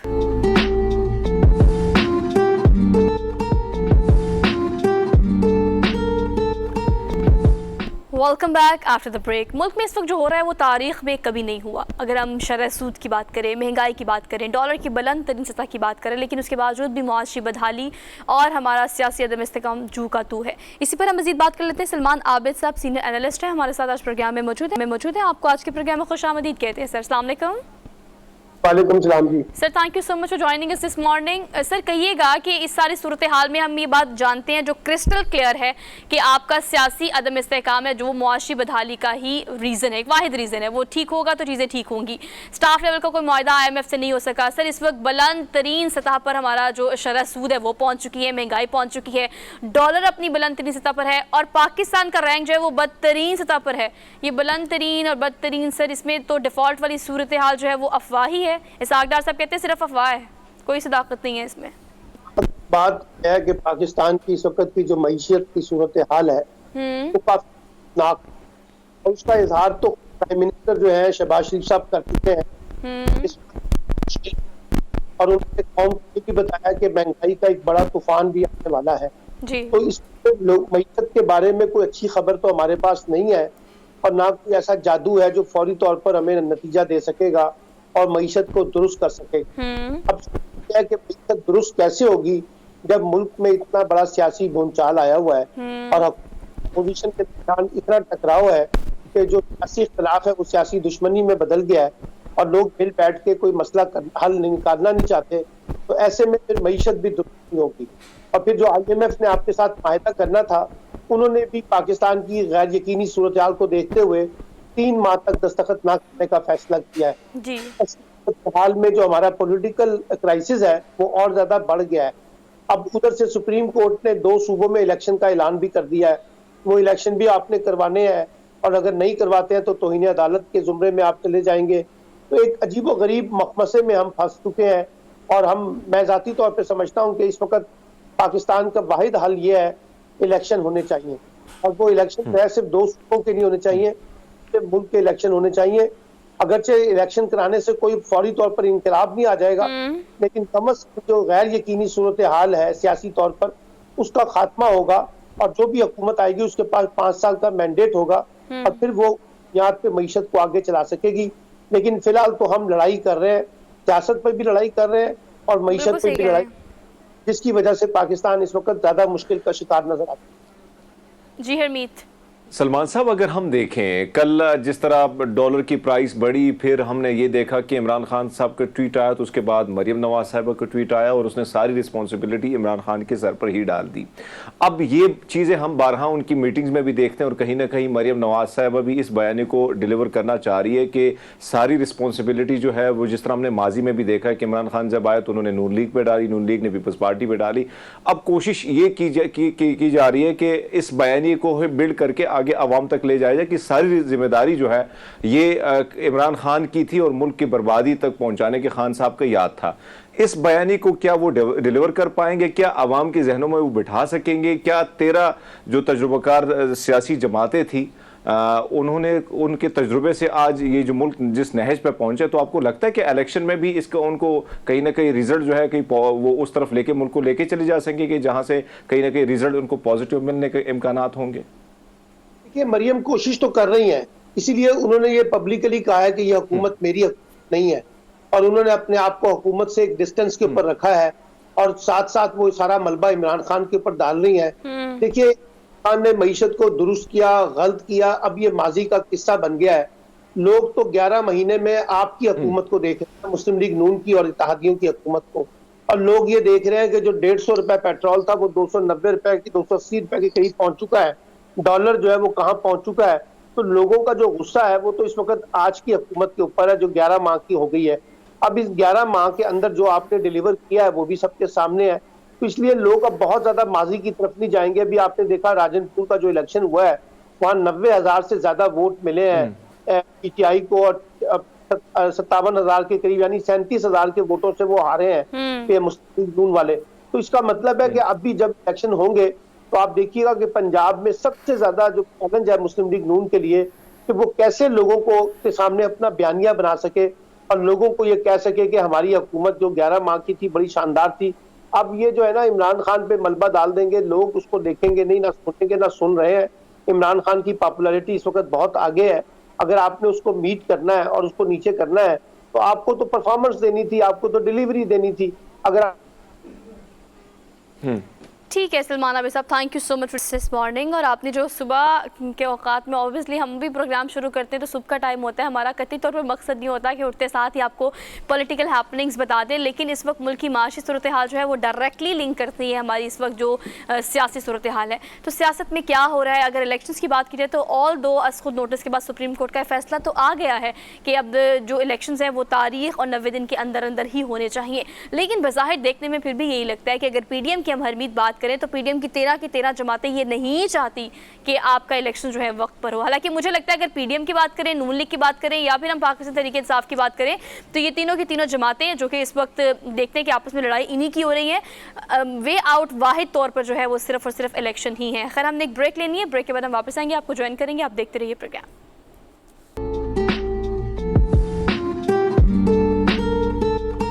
Welcome back after the break. So basically we are in the second hour of the show, और आजकल आप देखते हैं कि वो एज ब्रैकेट नहीं रही, आप बूढ़े हैं, जवान हैं, बाज़ बच्चों को भी ये प्रॉब्लम हो जाती है, किसी भी एज ब्रैकेट में ये मसले आपको होते हैं। खासतौर पर अगर आप आजकल देखा जाए तो जब बच्चे सोकर उठते हैं, अगर 19, 20, 22, 21 यानी 25 तक के बच्चे जो हैं, नौजवान हम उन्हें कहेंगे, वो उठते हैं तो उनकी हड्डियाँ एकीज़ होती हैं। या अगर हम ऑफिस में काम करने वाले लोगों की बात करें, बाज़ लोग तो ये भी कहते हैं कि अगर हम नमाज़ पढ़ रहे हैं तो नमाज के दौरान जब उठते बैठते हैं तो बहुत ज़्यादा आपकी हड्डियों में से आवाज़ आती है, ख़ासतौर पर घुटनों में से आवाज़ आती है। तो आप इसे बहुत फॉर ग्रांटेड लेते हैं, नॉर्मल है कि हम ज़्यादा बैठे हैं, उठे हैं तो शायद ये मसला है तो कोई बात नहीं, मतलब फॉर ग्रांटेड ले लेते हैं। लेकिन उसके बाद एक और बहुत बड़ा मसला, एक बहुत बड़ा अलमिया ये भी है कि नी रिप्लेसमेंट अगर आपके माइंड में आती है तो आपको लगता है ओ माय गॉड ये तो बहुत बड़ी सर्जरी है, इसके बाद तो मसले मसाइल मज़ीद ख़राब हो जाएंगे, you are not like a complete human being अगर आपका ये सर्जरी हो जाती है। तो अगर आपके घुटनों में से आवाज़ आ रही है, ये कौन सी बीमारी है? खौफ तारी हो जाता है। बिल्कुल हरमीत, लेकिन ये एक बीमारी है। अब ये बीमारी जो है वो क्या बीमारी है, आपको फौरी तौर पर कब अलार्मिंग सिचुएशन होना शुरू हो जाए पैदा, आपको फौरी तौर पर इस पर नोटिस लेना चाहिए। डॉक्टर फारूक ऑर्थोपेडिक है हमारे साथ आज मौजूद हैं, आपको आज के प्रोग्राम में खुशामदीद कहते हैं। डॉक्टर फारूक कैसे हैं आप? जी वेलकम शाम, thank you very much sir, thank you so much for joining us today. Sir, कहिएगा कि ये बहुत नॉर्मल है, एक आम बंदा भी ज़्यादा देर बैठे उठे या काम करे तो आपके घुटनों से एक आवाज़ आती है, चटकने की एक आवाज़ आती है जिसको हम बड़ा नॉर्मल ले लेते हैं। ये बीमारी है, इसे डायग्नोस कैसे करना है, इसे फॉर ग्रांटेड नहीं लेना, इस बारे से बताइएगा। ये जो घुटनों में आवाज आना है कि इसको स्नैपिंग कहते हैं। स्नैपिंग जोड़ के बाहर भी हो सकती है, जोड़ के अंदर भी हो सकती है। नॉर्मली जोड़ के बाहर की स्नैपिंग एक आम सी बात है जिसके लिए ज्यादा परेशान होने की जरूरत नहीं, लेकिन अगर कोई चीज जोड़ के अंदर उसको खराब कर रही है, डैमेज कर रही है और आवाज आ रही है, तो यकीनन किसी डॉक्टर के पास उसको दिखाना, उसकी तशखीस कराना जरूरी होगा। ठीक है। अच्छा डॉक्टर साहब, ये भी बताइएगा कि जरूरी तो चले हो गया, अब एक जी जी हरमीत, ओवर टू यू, करें सवाल।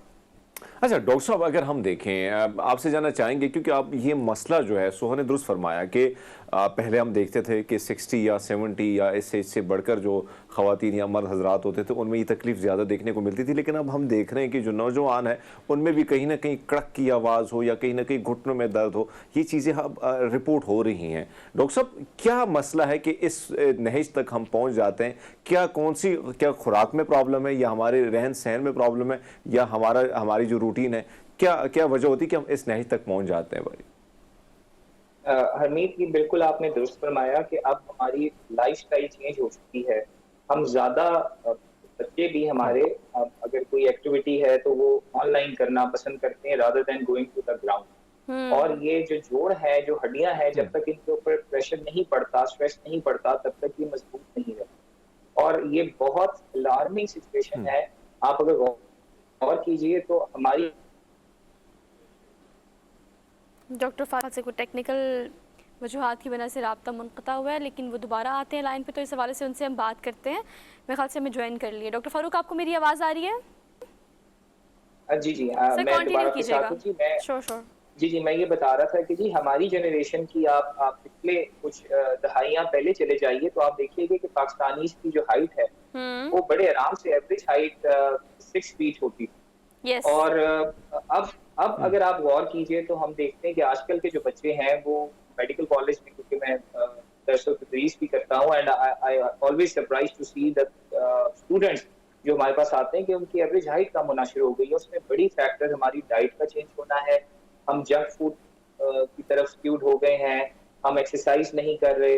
ये सारी चीजें आपके जेनेटिक्स को अफेक्ट करती हैं और जोड़ को खराब करती हैं। जोड़ की खराबी में एक बड़ी रीजन डाइट का है। इसके अलावा ऑब्वियसली एज के साथ जो जेनेटिक मामलात हैं वो भी जोड़ को खराब।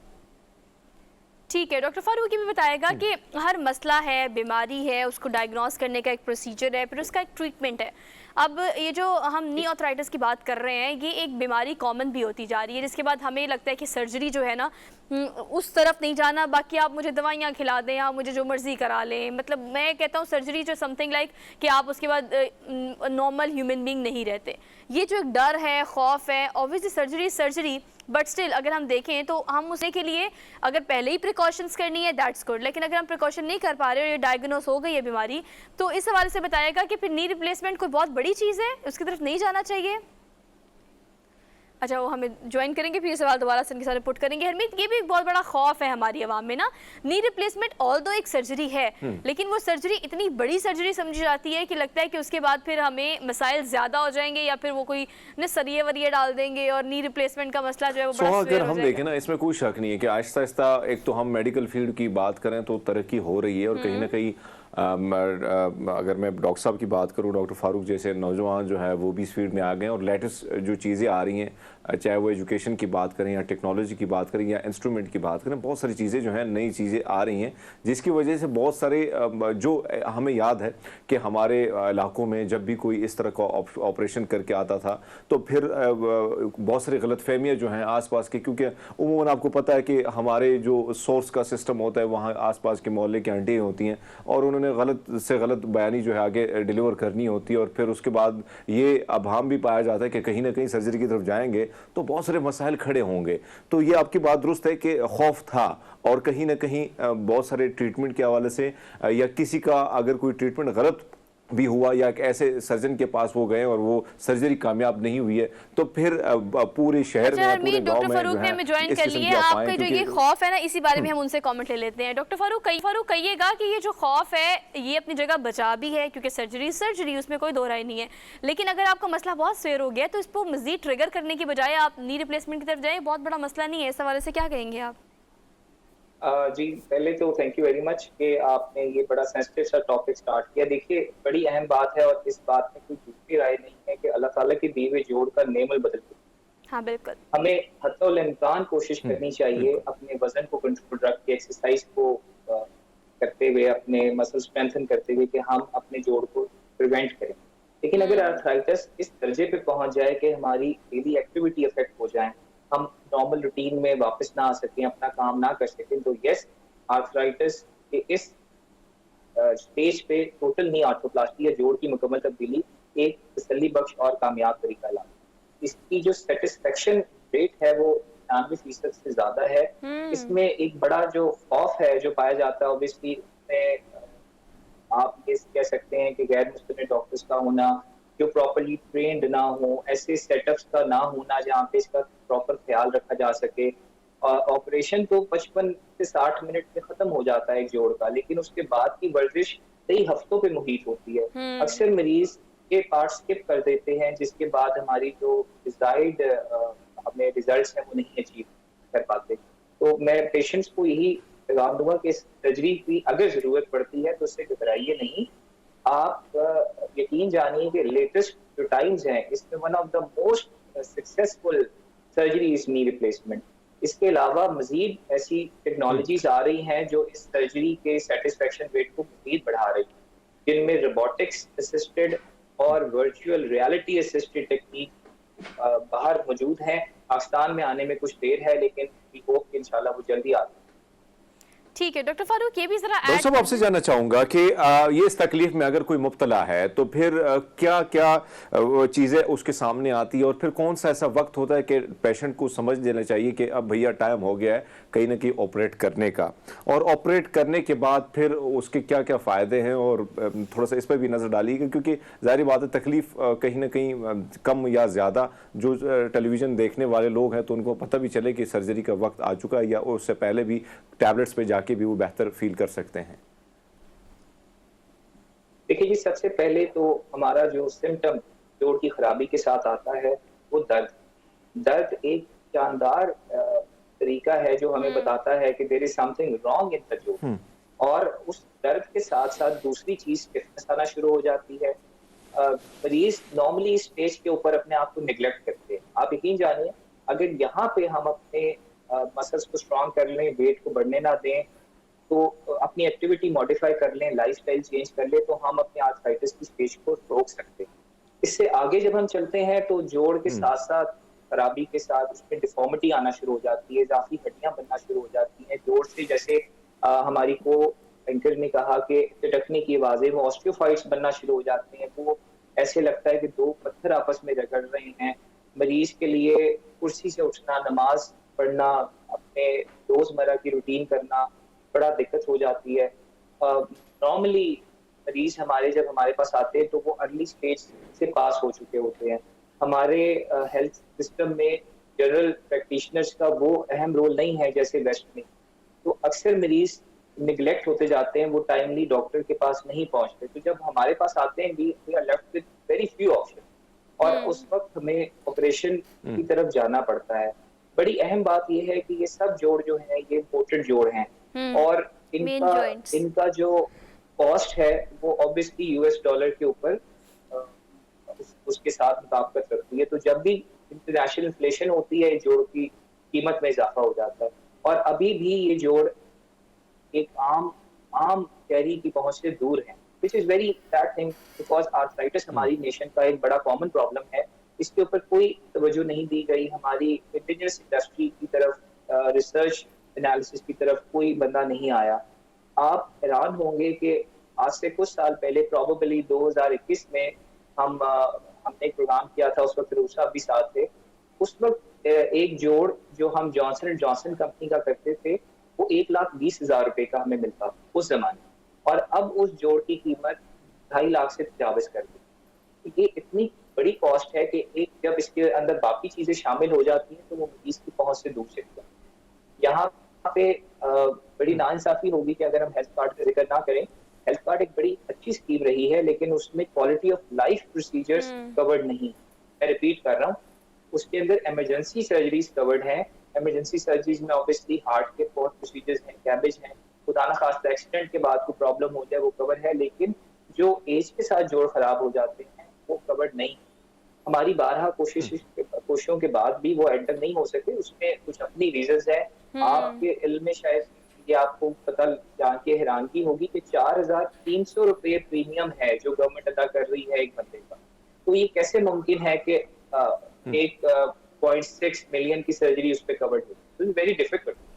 बाकी हमारी कोशिश यही होती है कि अच्छा डॉक्टर साहब, एक और चीज जो बड़े लाजमी सवाल है, क्योंकि हम देखते हैं कि आपको पता है कि जब बात की जाती है तो हम देखते हैं कि हमारे मुल्क की अगर मैं बात करूं तो गुर्बत की रेशियो बहुत ज़्यादा है। फिर कहीं ना कहीं वो खुराकें जो आप जैसे डॉक्टर साहबान रिकमेंड करते हैं वो कहीं ना कहीं उस तक पहुँचना भी मुश्किल होता है।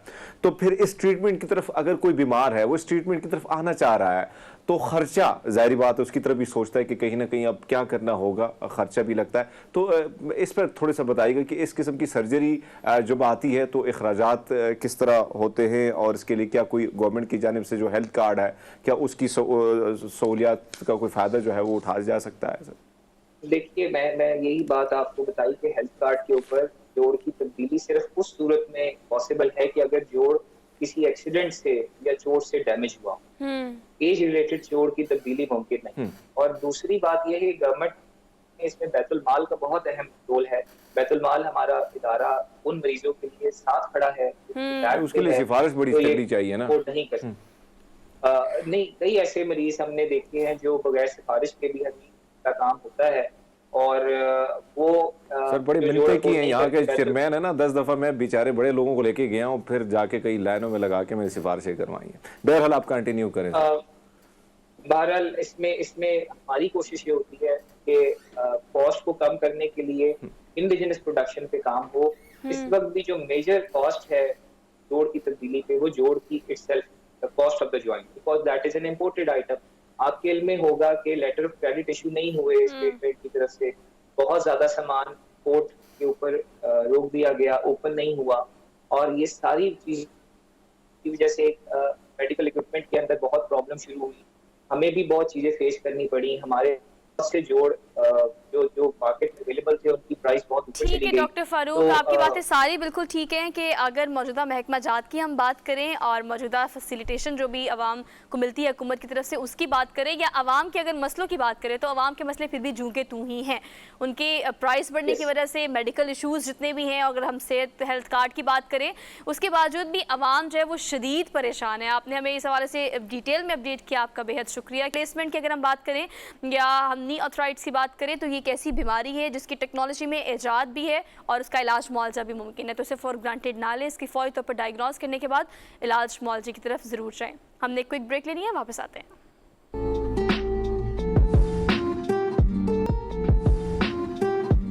Welcome back after the break. तो अदबी सेशन में आज हमने बात करनी है इस किताब की जिसका नाम है गालिब सराय। मुरत्तब किया है इसको कलीम एहसान बट साहब ने, जो कि एक मुहक्किक हैं, मुमताज़ शायर हैं, माहिर तालीम भी हैं। लेकिन इन तमाम तो चीज़ों के बावजूद भी हम देखते हैं कि चूँकि किताबों का रुझान कम होता चला जा रहा है, लेकिन उसके साथ साथ ऐसे लोग जिन्होंने गालिब के बारे में लिखा, जिन्होंने गालिब की शायरी के बारे में लिखा। अगर हम ख़ास तौर पर इस किताब की बात करें तो इसमें 300 से ज़ायद सफ़ात तो हैं, लेकिन 74 से ज़ायद शौरा जिन्होंने गालिब की शायरी भी लिखा, उनकी 86 की गालिबन मंजूमात जो हैं वो इसमें मौजूद हैं। तो ये खिराज अक़ीदत पेश करने का एक बेहतरीन तरीका था जो कि एहसान साहब ने लिया, और कितना वक्त लगा, कितनी मेहनत लगी, इस पर हम उनसे बात कर लेते हैं। हमारे साथ आज मौजूद है प्रोफेसर कलीम एहसान बट साहब। इनको आज के प्रोग्राम में खुशामदीद कहते हैं। अस्सलाम वालेकुम सर।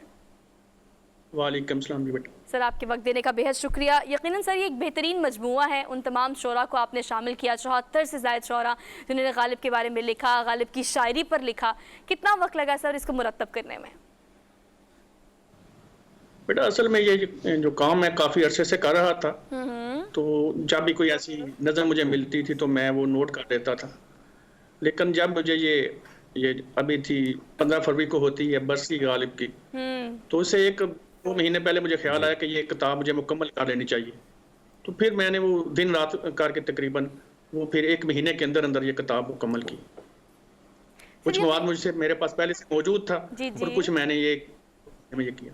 सर इससे आपकी मोहब्बत और अकीदत गालिब से जो है वो आया होती है कि आपने इतनी मेहनत से 74 से ज़ायद शोरा को एक प्लेटफॉर्म पर लेकर आए, उनके मजमू में जो उन्होंने गालिब पर लिखा उसको इकट्ठा किया। सर यकीनन ये एक मुश्किल काम था। जी यकीनन ये, क्योंकि ये बिखरा हुआ काम था। किसी भी बिखरे हुए मवाद को तरतीब देना, कुछ रसाइल जो हैं वो 100 साल पुराने, क्योंकि गालिब को अब वफात पाए भी तकरीबन 150 साल का अरसा हो रहा है, तो बहुत पुराने रसाइल वो खंगालना और किताबों में से तलाश करना, शेरी मजमू में से तलाश करना, वो बहुत टाइम टेकिंग और बहुत मुश्किल काम था। लेकिन जब वो शौक हो तो फिर काम आसान हो जाते हैं। जी हरमीत। अच्छा प्रोफेसर साहब, अगर हम देखें जिस तरह सोहा ने स्टार्ट में ही कहा, शुरू में ही कहा कि किताबों का पढ़ने का रुझान कहीं ना कहीं कम होता चला जा रहा है, लेकिन अगर हम देखें आपने भरपूर कोशिश की है इस अशार की अगर मैं बात करूं तो फिर इसका इंतखाब करना, लेकिन आपसे सवाल करने का मकसद ये है कि इंतखाब के हवाले से जब बात आती है तो ज़ाहिर बात है हम बहुत सारी किताबें जब पढ़ते हैं या मुख्तलिफ अशार को पढ़ते हैं तो कहीं ना कहीं आज की जो नस्ल है उनको समझ में बहुत सारी चीज़ें नहीं आती। तो क्या आपने फिर उनमें से बहुत सारी ऐसी चीज़ें इसमें इसका मौजमा किया है कि कहीं ना कहीं जो नई नस्ल है उनको भी कुछ चीज़ें समझ आए? क्या थोड़ा सा सवाल ऐसे बताइएगा सर। नहीं, ये एक प्रॉब्लम तो है कि नए ज़माने में जो किताब खानी का रुझान कम हो रहा है या उर्दू से वो रगबत फ़ारसी और अरबी के ना होने की वजह से कम हो रही है, लोगों को सही तलफ़ुज़ नहीं मालूम, लोगों को सही इमला का नहीं पता, तो मुश्किल हो रहा है नई नस्ल को ये बात कन्वे करना। लेकिन मैंने कोशिश की है कि इसमें ना सिर्फ वो पुराने जो शोरा हैं उनका कलाम हो, बल्कि आज के जो ज़िंदा शोरा हैं, जो आज के लोग हैं, उनकी भी नज़में मैंने शामिल की हैं उनमें से, ताकि जो आज की ज़ुबान है, जो आज मुरवजा ज़ुबान में और आज के मुरवजा इसनाफ जो हैं, नस्र नज़म, सोनेट, नई नज़म, तो आज़ाद नज़म, वो भी इसमें शामिल की हैं मैंने।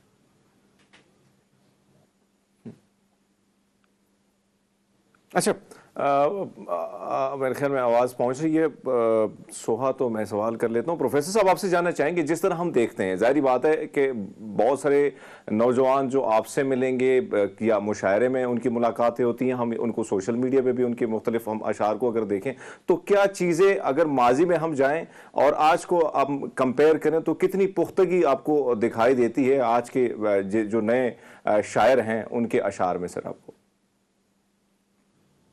ये कोई मेरे ख्याल में ना ये थोड़ा सा फ़र्क तो पड़ता है ज़माने की तब्दीली के साथ, और हाँ ज़ाहिर है कि ज़ुबान जो है वो सयाल चीज़ होती है, वो बदलती रहती है। एक ज़माना था कि उर्दू ज़ुबान में अरबी और फ़ारसी के अल्फाज की कसरत होती थी, और अरबी और फ़ारसी की वो अल्फाज, जब अरबी और फ़ारसी का रवाज कम हो गया है या वो ज़माना नहीं रहा, हमारे हुक्मरान जो मुग़ल थे वो बदल गए, इसकी जगह अंग्रेज़ आ गए, उसके बाद अंग्रेज़ी ज़ुबान का असर ज़्यादा होना शुरू हो गया, तो डिक्शन बदल गई, लफ्ज़ थोड़े से तब्दील हो गए।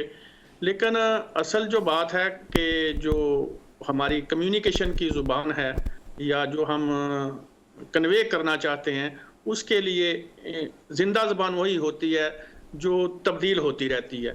तो इसमें ऐसी प्रॉब्लम कोई नहीं है कि ज़ुबान बदल गई है या ज़ुबान का कोई बदल गया है। जो लोग आज के ज़माने के हैं वो ज़ाहिर है आज के जो हमारी मुआशरत में राय अल्फाज हैं वो इस्तेमाल करेंगे।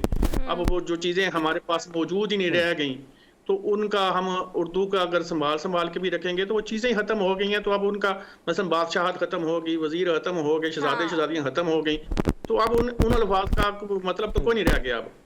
और सर आप बिल्कुल एक बात ठीक कर रहे हैं कि इर्तिका के लिए और ज़ुबान के ज़िंदा रहने के लिए उसमें तब्दीलियाँ और उसमें नई चीज़ें ऐड होती रहती हैं, लेकिन अच्छी बात ये कि ज़िंदा रहती है, रवा रहती है, सफ़र में रहती है, इसी तरह रह सकती है। कोई भी ज़ुबान इसी तरह ज़िंदा रह सकती है कि वो नई तब्दीलियों को कबूल करती रहे। अगर वो रुक जाएगी तो जितनी भी हमारी मुर्दा ज़ुबानें हैं उनकी अमूमी वजह यही है कि उन्होंने नई चीज़ों को कबूल करना या नए अल्फाज को कबूल करना बंद कर दिया था।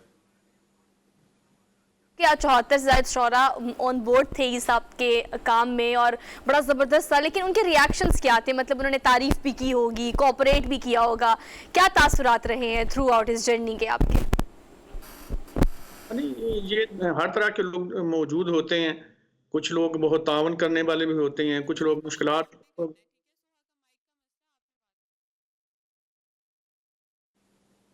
कुछ लोग जो हैं वो मुश्किलात भी पैदा करते हैं, कुछ लोग बहुत तावन भी करते हैं। तो मैंने तकरीबन बहुत से लोगों से रब्ता किया था ताकि नए लोगों की शायरी उसमें शामिल हो सके।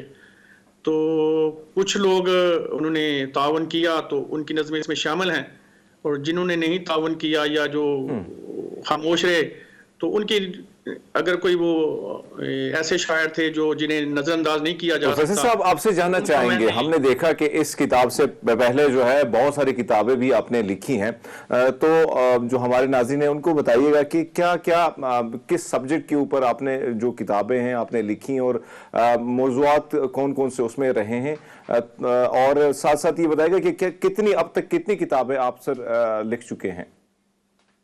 ये तकरीबन मेरी ये 12वीं किताब है, ये जो अभी छपी है ताज़ा गालिब सराय, ये 12वीं किताब है। तो इससे पहले 5 शेरी मजमूए हैं जिनका मौजू शायरी है, जो मेरी ज़ाती शायरी, 5 वो शेरी मजमूए हैं, और इसमें से कुछ 3 जो हैं वो तहकीकी और तनकीदी मज़ामीन के मजमूए हैं, और 2 किताबें तरतीब दी हैं, वो मुरतब की हैं। तो तकरीबन 12 किताबें छप चुकी हैं, 5 उनमें से मेरे शेरी मजमूए हैं। अच्छा, जिस तरह आपने जिक्र किया कि अगर हम उर्दू की बात करें, अपनी ज़ुबान की बात करें, हम कहीं ना कहीं अब सरकारी सतह पर अगर हम देखें, आपको पता याद भी होगा कि सुप्रीम कोर्ट की जानिब से एक फ़ैसला भी आया था, फिर उसमें भी जब फ़ैसला लिखा गया वो भी अंग्रेज़ी में लिखा गया। लेकिन अगर हम सरकारी दफातर में जाते हैं, जहाँ जहाँ पे भी हम जाते हैं, तो उर्दू जो है आहिस्ता आहिस्ता हमारे सरकारी दफातर से भी ख़त्म होती चली जा रही है। इस चीज़ को सर आप कैसे देखते हैं कि हम तो नई जनरेशन से गिला शिकवा तो कर रहे हैं, लेकिन हमसे पहले जो जनरेशन है उसे संभालने के लिए कोई कोशिश नहीं की इस ज़बान को? नहीं, मेरे ख्याल में नई नस्ल से कोई गिला तो हमें नहीं करना चाहिए, क्योंकि जिस अमर की तरफ आप इशारा कर रहे हैं, सरकारी ज़ुबान, तो वो तो पहले दिन से ही हमारी अंग्रेज़ी चली आ रही है। पहले दिन से हमारी सरकारी ज़ुबान अंग्रेज़ी है, तो किताबत की ज़ुबान अंग्रेज़ी है। और 1973 में जो आइन बनाया गया था, जिसको हम बड़ा मुकद्दस मानते हैं, हर बात में कहते हैं जी ये 73 के आइन में ये लिखा है, तो उसमें भी ये लिखा था कि 15 साल के अंदर अंदर ये सरकारी ज़ुबान बना दी जाएगी, उर्दू को सरकारी ज़ुबान बना दिया जाएगा। असूलन ये 1988 में हो जाना चाहिए था, लेकिन फिर वो नहीं हुआ, और फिर काफ़ी देर बाद लोगों ने इस पर वो पिटिशनें की और सुप्रीम कोर्ट ने उसके हक में फैसला दिया कि नहीं जी उर्दू ज़ुबान ही सरकारी होनी चाहिए। और जैसे आप कह रहे हैं कि हुआ क्या कि खुद सुप्रीम कोर्ट का अपना फैसला भी अंग्रेजी ज़ुबान में था। तो ये तजादात हमारे हैं। हमने सिगरेट की डिब्बिया पे लिख तो रखा है कि ये बुज़रे सेहत है, लेकिन बेचते जरूर हैं। और सर महंगी भी बहुत हो गई है, अब तो महंगी भी बहुत हो गई है, अब तो लोग रो रहे हैं कि महंगी बहुत हो गई है। अच्छा सर ये कहिएगा, गालिब की अगर हम बात करें ना, तो सर ये अदब और ये खूबसूरती, ये शायरी आजकल का सो कॉल्ड नौजवान या सो कॉल्ड मॉडर्न नौजवान जो है उसको भी गालिब का पता है, वो भी शायरी पसंद करता है, गाता है, सुनता है, देखता है।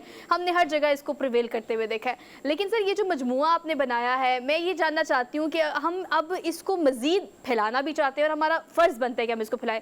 बीइंग अ प्रोफेसर आप बताइएगा, बहुत सारे स्टूडेंट से आप मिलते होंगे जिनका उर्दू अदब से बड़ा शगफ होगा और उर्दू अदब बड़ी पसंद करते हैं, लिखना चाहते हैं, बोलना चाहते हैं, सुनते भी हैं, लेकिन क्या कमी आप देखते हैं नौजवानों में, जो being a teacher, being a उस्ताद, जो लोग आप तक पहुंचते हैं, आप क्या देखते हैं कि अगर इस पर काम किया जाए तो आजकल के नौजवान भी इस तरह की प्रोडक्टिव और बेहतरीन शायरी जो है वो कर सकते हैं? बस नई नस्ल में जो बाकी सारी खूबियां भी उसमें बहुत हैं, हाँ है। लेकिन जो एक नजर आता है ना जी कि उन्हें शोहरत का कोई बहुत ज्यादा नशा है, जल्दी है शोहरत की, बहुत जल्दी है शोहरत की। सही कह रहे हैं। ये जो होती हैं ये मश्क से आती हैं और ये इसके जिंदगी गुजारना पड़ती है इसमें। तो लेकिन ये हमारे जो नौजवान ने बहुत जल्दी होती है और वो बहुत जल्द, और फिर सोशल मीडिया ने इसे वो बहुत आसान भी बना दिया है कि आप जो जैसा चाहें, जो कुछ चाहें लिख के सोशल मीडिया पर डाल दें, और आप अपने टिकटॉक बना के डाल दें, आप अपनी वीडियोस डाल दें, और आप अपने लाइक इकट्ठे करते रहें। तो वो असल में ये एक प्रॉब्लम है कि ये जल्दी का काम नहीं है, ये तो इसमें तो उम्र बीत जाती है इसमें। ठीक है प्रोफेसर कलीम एहसान भट्ट साहब, thank you so much this morning, और बड़ी अच्छी प्रोडक्टिव डिस्कशन रही आपसे। ये मजमुआ बहुत ज़बरदस्त है, खोल के थोड़ा सा मैंने पढ़ा है, ये किताब जो है आपको ज़रूर मिल जाएगी, गालिब सराय, इसको ज़रूर पढ़िएगा, आप बहुत इंजॉय करेंगे। हमने एक ब्रेक लेनी, वापस आते हैं, keep watching good morning public. Welcome back after the break. याद तो आपको होगा, मैं हमेशा कहती हूँ finally we switched ourselves to digital Pakistan after कोविड-19। वैसे इस ट्रेजेडी ने बहुत सारी चीज़ें बुरी भी की हैं, लेकिन कुछ चीज़ें ऐसी भी की हैं जिसके बाद फाइनली हमने ये चीज़ रियलाइज़ की है कि टेक्नोलॉजी के साथ साथ चलना कितना ज़्यादा ज़रूरी है। लेकिन अगर मुतल्लिका महकमा जात की बात की जाए और पाकिस्तान में मौजूद इदारों की बात की जाए या स्कूल कॉलेज यूनिवर्सिटीज़ की बात की जाए, तो अब भी कोशिश ये की जा रही है कि टेक्नोलॉजी का अमल दखल कंपैरेटिवली पहले से बहुत ज़्यादा हो जाए। और इसकी एक एग्जाम्पल ये भी है कि अब मरदमशुमारी का जो बाकायदा आगाज़ किया गया है उसको डिजिटलाइज किया गया है। यानी अगर आपको भी मुख्तलिफ शाहराओं पर, मुख्तलिफ मोहल्लों में, मुख्तलिफ कॉलोनीज़ में, सोसाइटीज़ में टैब लेकर जो है वो मरदमशुमारी का सिलसिला अमले ने शुरू किया है। डोर बाय डोर जो है वो इस मुहिम का बाकायदा आगाज़ किया गया है। लेकिन ये किस तरह से चल रही है और फिलहाल कितनी आप देखते हैं कि अवाम कितना कोऑपरेट कर रही है इसमें, इस पर बात करने के लिए सलमान अवान ब्यूरो चीफ हैं और वो इस्लामाबाद में हरमीत के साथ मौजूद है। इस हवाले से हम उनसे बात कर लेते हैं। जी हरमीत, ओवर टू यू। जी बिल्कुल, सोहा आपने तो फरमाया कि बहुत सारी चीज़ों में हम देख रहे हैं कि कोविड के बाद फिर पूरी दुनिया को अगर हम देखें, बहुत सारी चीज़ें जो हैं वो बदल चुकी है और टेक्नोलॉजी के आने के बाद अब आसानियाँ मज़ीद पैदा हो रही हैं। तो मेरे ख्याल में कि अच्छा इक़दाम है हुकूमत की जानिब से और उसकी जितनी भी तारीफ़ की जाए कम है। सलमान साहब हमारे साथ है तो इनसे जान लेते हैं। सर, इसके बारे में थोड़ा सा बताइएगा कि क्या तरीक़ाकार क्या होगा, कैसे एप्लीकेशन को उसी तरह प्ले स्टोर से क्या डाउनलोड करना पड़ेगा और फिर इंदराज का तरीक़ाकार कितने मिनट्स में होगा, उसकी कितनी आसानियाँ जो हैं एक आम आदमी की लाइफ में आ सकेंगी। आज बिल्कुल थैंक यू, आपने बात करने का मौका दिया। सबसे पहले आपकी कुछ बुनियादी फैक्ट्स हैं, बुनियादी फिगर्स हैं, वो आपके जहन में होने चाहिए कि पाकिस्तान इस वक्त आबादी के लिहाज से दुनिया का 5वां बड़ा मुल्क है और 5वां बड़ा मुल्क होने के नाते ये एक बहुत बड़ा ह्यूज प्रोसेस है जो कि हम करने जा रहे हैं, कंप्लीट करने जा रहे हैं। और उसके अंदर सबसे पहला प्रोसेस जो है वो इस मरदमशुमारी के अंदर वो है डाटा कलेक्शन का। पाकिस्तान में इससे पहले 1951 में पहली मरदमशुमारी हुई थी और उसके बाद से फिर हमने देखा कि 2017 के अंदर लास्ट मरदमशुमारी हुई थी और उस मरदमशुमारी के मुताबिक पाकिस्तान की आबादी तकरीबन 21 करोड़ नफूस के ऊपर मुश्तमिल है। तो एक बहुत बड़ा प्रोजेक्ट है, एक बहुत बड़ा प्रोसेस है जो कि पाकिस्तान, क्योंकि जैसे मैंने पहले कहा कि 5वां बड़ा मुल्क आबादी के लिहाज से जिसमें ये होने जा रहा है, तो ये 1 मार्च से शुरू हुआ है और तकरीबन पूरा 1 माह जो ये प्रोसेस जारी रहेगा जिसके अंदर डाटा कलेक्ट किया जाएगा। अब इस बार जो मरदमशुमारी हो रही है जिसे डिजिटल मरदमशुमारी कह रहे हैं हम, तो इसमें और बाकी मरदमशुमारियों में फ़र्क ये है कि पहले आपने अगर याद हो 2017 में अगर आपकी मरदमशुमारी हुई थी, आपने उसमें हिस्सा लिया था, उसमें आपने देखा होगा कि गवर्नमेंट ऑफिशियल्स जो है वो आपके घरों में, आपकी दुकानों में, जहाँ जहाँ आप मौजूद है वहाँ पर पहुँचते थे और पहुँचने के बाद आपका डाटा जो है वो जमा करते थे। और उस डाटा के अंदर सिर्फ और सिर्फ मरदमशुमारी यानी इंसानों को नहीं गिना जाता, बल्कि उसका एक और इम्पॉर्टेंट हिस्सा होता है खाना शुमारी, यानी जो कि इंफ्रास्ट्रक्चर मौजूद है वो भी काउंट किया जाता है कि अगर आप किसी घर में रहते हैं उसमें कमरे कितने हैं, उसमें वॉशरूम कितने हैं, उसमें किचन कितने हैं, उसमें सहन है नहीं है। तो ये बहुत सारी जो बेसिक इन्फॉर्मेशन होती है वो जमा की जाती है और इस तमाम तरह इन्फॉर्मेशन का एक बहुत ही इंपॉर्टेंट रोल होता है आने वाले सालों के अंदर प्लानिंग के ऊपर कि हुकूमत डिपेंड करती है कि मुल्क के अंदर कितने लोग हैं, कितने मर्द हैं, कितनी ख़वातीन हैं, कितने बच्चे हैं और बच्चे हैं या यंगस्टर्स हैं, उनका रेशियो क्या है। तो उसी हिसाब से मुल्क का सारा जो प्लानिंग है, इंफ्रास्ट्रक्चर है आने वाले सालों की, वो की जाती है। फिर सबसे इंपॉर्टेंट चीज़ आप देखते होंगे आजकल भी वही बात हो रही है कि वोटर्स लिस्टें जो हैं वो इन्हीं डाटा के ऊपर मुरतब की जाती हैं। तो ये डाटा जो है किसी भी मुल्क के लिए, किसी भी मुल्क की मईशत के लिए बहुत ज़्यादा बुनियादी अहमियत रखता है। इस बार वंस अगेन दोबारा आते हैं डिजिटल मरदमशुमारी की बात करते हैं। तो इस बार जो मरदमशुमारी हो रही है उसके अंदर आपको रजिस्टर पकड़े हुए या कुछ फॉर्म्स पकड़े हुए लोग दिखाई नहीं देंगे, बल्कि उनके पास टैब्स होंगी और टैब्स के अंदर एप्लीकेशंस इंस्टॉल होंगी और तकरीबन 1,26,000 कारकुन जो है इस वक्त मुल्क के अंदर मरदमशुमारी के अंदर मसरूफ़ हैं। और मरदमशुमारी जो है उसके प्रोसेस की बात करें तो पूरे मुल्क को तकरीबन 1,85,500 से ज़्यादा ब्लॉक्स के अंदर तकसीम किया।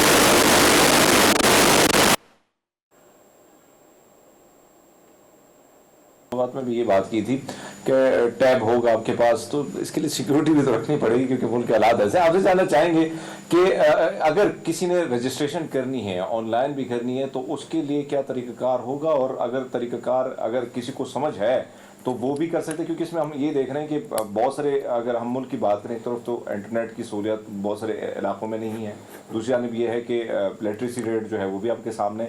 तो इन चीज़ों को के हवाले से थोड़ा सा ब्रीफली बताइए। जी बिल्कुल, ये जो मरदमशुमारी कंडक्ट करवा रहा है पाकिस्तान ब्यूरो ऑफ स्टैटिस्टिक्स करवा रहा है, यानी पाकिस्तान इदारा शुमारियात। तो इदारा शुमारियात जो है उसने इसी बार जो है डिजिटल मरदमशुमारी की हम बात कर रहे हैं और आपने सिक्योरिटी की भी बात की, तो उसके लिए तकरीबन 8000 से ज़्यादा अहलकार जो है, बल्कि अगर मैं फिक्र करूँ तो उसको मैं राउंड कर दूँ, हज़ारों अहलकार जो है सिक्योरिटी के लिए मामूर किए गए हैं इन टीम्स के साथ, इस अमले के साथ जो कि पाकिस्तान की सिविल आर्म्ड फोर्सेस से भी ताल्लुक़ रखते हैं। तो सिक्योरिटी का फ़िलहाल एज सच कोई इशू नहीं है, सिक्योरिटी जो है वो मुतल्लिका इदारों की जानिब से प्रोवाइड की गई है। सबसे पहले जो इम्पोर्टेंट आम मुरवजा तरीक़ाकार है वो यही है कि जो वॉलंटियर्स आपके घर आएंगे या जो लोग आपके इलाकों के अंदर आएंगे उनके पास टैब्स होंगे, एप्लीकेशन होंगी और आपका तमाम तर डाटा जो है वो उसके अंदर वो फीड कर लेंगे। दूसरा उसका तरीक़ाकार ये हो सकता है कि Pakistan bureau of statistics on the lighter note इस चीज़ को भी ऐड कर लें कि चले ये तरीका कार जो आप बता रहे हैं, ऑब्वियसली अब क्योंकि इसको डिजिटलाइज किया गया है तो मैन पावर कंपैरेटिवली पहले से कम हो जाएगी, क्योंकि अगर हम इसको डाटा कलेक्शन पे लेके आ रहे हैं या इसको टेक्नोलॉजी बेस्ड कर रहे हैं, टैब्स के थ्रू काम हो रहा है, तो अमला उतना ही है, उतने ही एक्सपेंडिचर्स लग रहे हैं या कंपैरेटिवली इसको हम पहले से कम देख रहे हैं? जी अगर एक्सपेंडिचर की बात करें तो तकरीबन 34 बिलियन का बजट जो है इस तमाम तर प्रोसेस के ऊपर 34 अरब रुपए खर्च होने जा रहे हैं कौमी ख़जाने से। अमला जो है वो फिजिकली डेफिनेटली उतना ही दरकार होगा क्योंकि आबादी बहुत ज़्यादा बढ़ चुकी है, लेकिन डाटा कलेक्शन का प्रोसेस आसान हो जाएगा और उसके बाद जब डाटा कलेक्ट होगा तो उसके बाद उसको मज़ीद प्रोसेस करके रिजल्ट जो है वो अवेल करना वो ज़्यादा ईजी हो जाएगा। यानी नताइज जो है अगर मुरतब करने के अंदर हफ्तों या महीनों लगते थे, अब हफ्ते या महीने नहीं लगेंगे बल्कि अब दिनों के अंदर ये नताइज जो है क्योंकि एक सेंट्रल डाटा के साथ ये लिंक होंगे वो सामने आ जाएंगे। और एक दो जो एस्पेक्ट्स हम बात कर रहे थे वो ये हैं कि एक तो लोग आपके पास आएंगे, सरकारी अहलकार आपके पास आएंगे, 1,26,000 से ज़्यादा अहलकार जो है अपने टैब्स के साथ, अपनी ऐप्स के साथ आपके पास मौजूद होंगे। दूसरे PBS ने यानी इदारा शुमारियात ने एक एप्लीकेशन जो है वो भी बनाई है, आप अपने मोबाइल नंबर से उसको अप्रोच करके उस एप्लीकेशन के अंदर अपना डाटा जो है वो खुद फीड कर सकते हैं और उसके बाद आपके पास एक बार कोड जो है वो आएगा और वो बार कोड जो है जो अहलकार आपके घर आएंगे वो स्कैन करके उनके पास वो डाटा जो है वो तमाम तर मौजूद हो जाएगा। यानी एक रीचेक या रीकाउंट का इसके अंदर पहलू जो है वो रखा गया है। यानी इसके ऊपर ये नहीं होगा कि हर शख्स अपने कोई अपने घर के अंदर 100 अफराद शो कर दे, कोई अपने घर के अंदर 1000 अफराद शो कर दे। यानी क्योंकि बहुत ज़्यादा सेंसिटिव इशू है डाटा कलेक्शन का और बहुत सारे इलाकों के अंदर जैसे कराची के अंदर ये इशू सवाल मैंने दरअसल आपसे पहले पूछना था लेकिन वो स्किप ऑफ माइंड हो गया, मेरे दिमाग से निकल गया। लाइटर नोट पे मैंने ये पूछा था कि चले 100 अफराद तो बता रहे हैं, कुछ लोग ऐसे भी हैं जिन्होंने बताना ही नहीं है कि कोई दूसरी शादी भी है, 4 बंदे वहाँ पे भी हैं, 4 बंदे यहाँ पे भी हैं। अब कुछ आपको तो अवाम की कॉपरेशन भी इस चीज़ के लिए बहुत ज़्यादा ज़रूरी है। 2017 की हम बात करें तो 21 करोड़ या गालिबन 22 करोड़ कहा जा रहा है। अब अगर हम देखें तो हमारे पास जो फैक्ट एंड फिगर्स जो खबरें आई हैं कि फैसलाबाद में पिछले 1 माह में कितने बच्चे पैदा हुए हैं, इसके अलावा बहुत सारी चीज़ें और खबरें हम तक पहुँचती रही हैं। तो अवाम की कॉपरेशन इस हवाले से कितनी ज़्यादा ज़रूरी है, मैं चाहती हूँ ये भी आप अवाम को इंडिकेट करें कि कोई अगर दूसरी शादी है, तीसरी शादी है, कोई बच्चे आप छुपाना चाह रहे हैं, नहीं बताना चाह रहे हैं, उसको भी इस मर्दमशुमारी में शामिल करना बहुत ज़रूरी है। तो अवाम कोऑपरेट करे। अच्छा बिल्कुल, अवाम की कोऑपरेशन इसलिए ज़्यादा ज़रूरी है जैसे कि मैंने पहले कहा कि हुकूमत अपनी तमाम तर प्लानिंग जो है आने वाले सालों की वो इसी डाटा के ऊपर करेगी।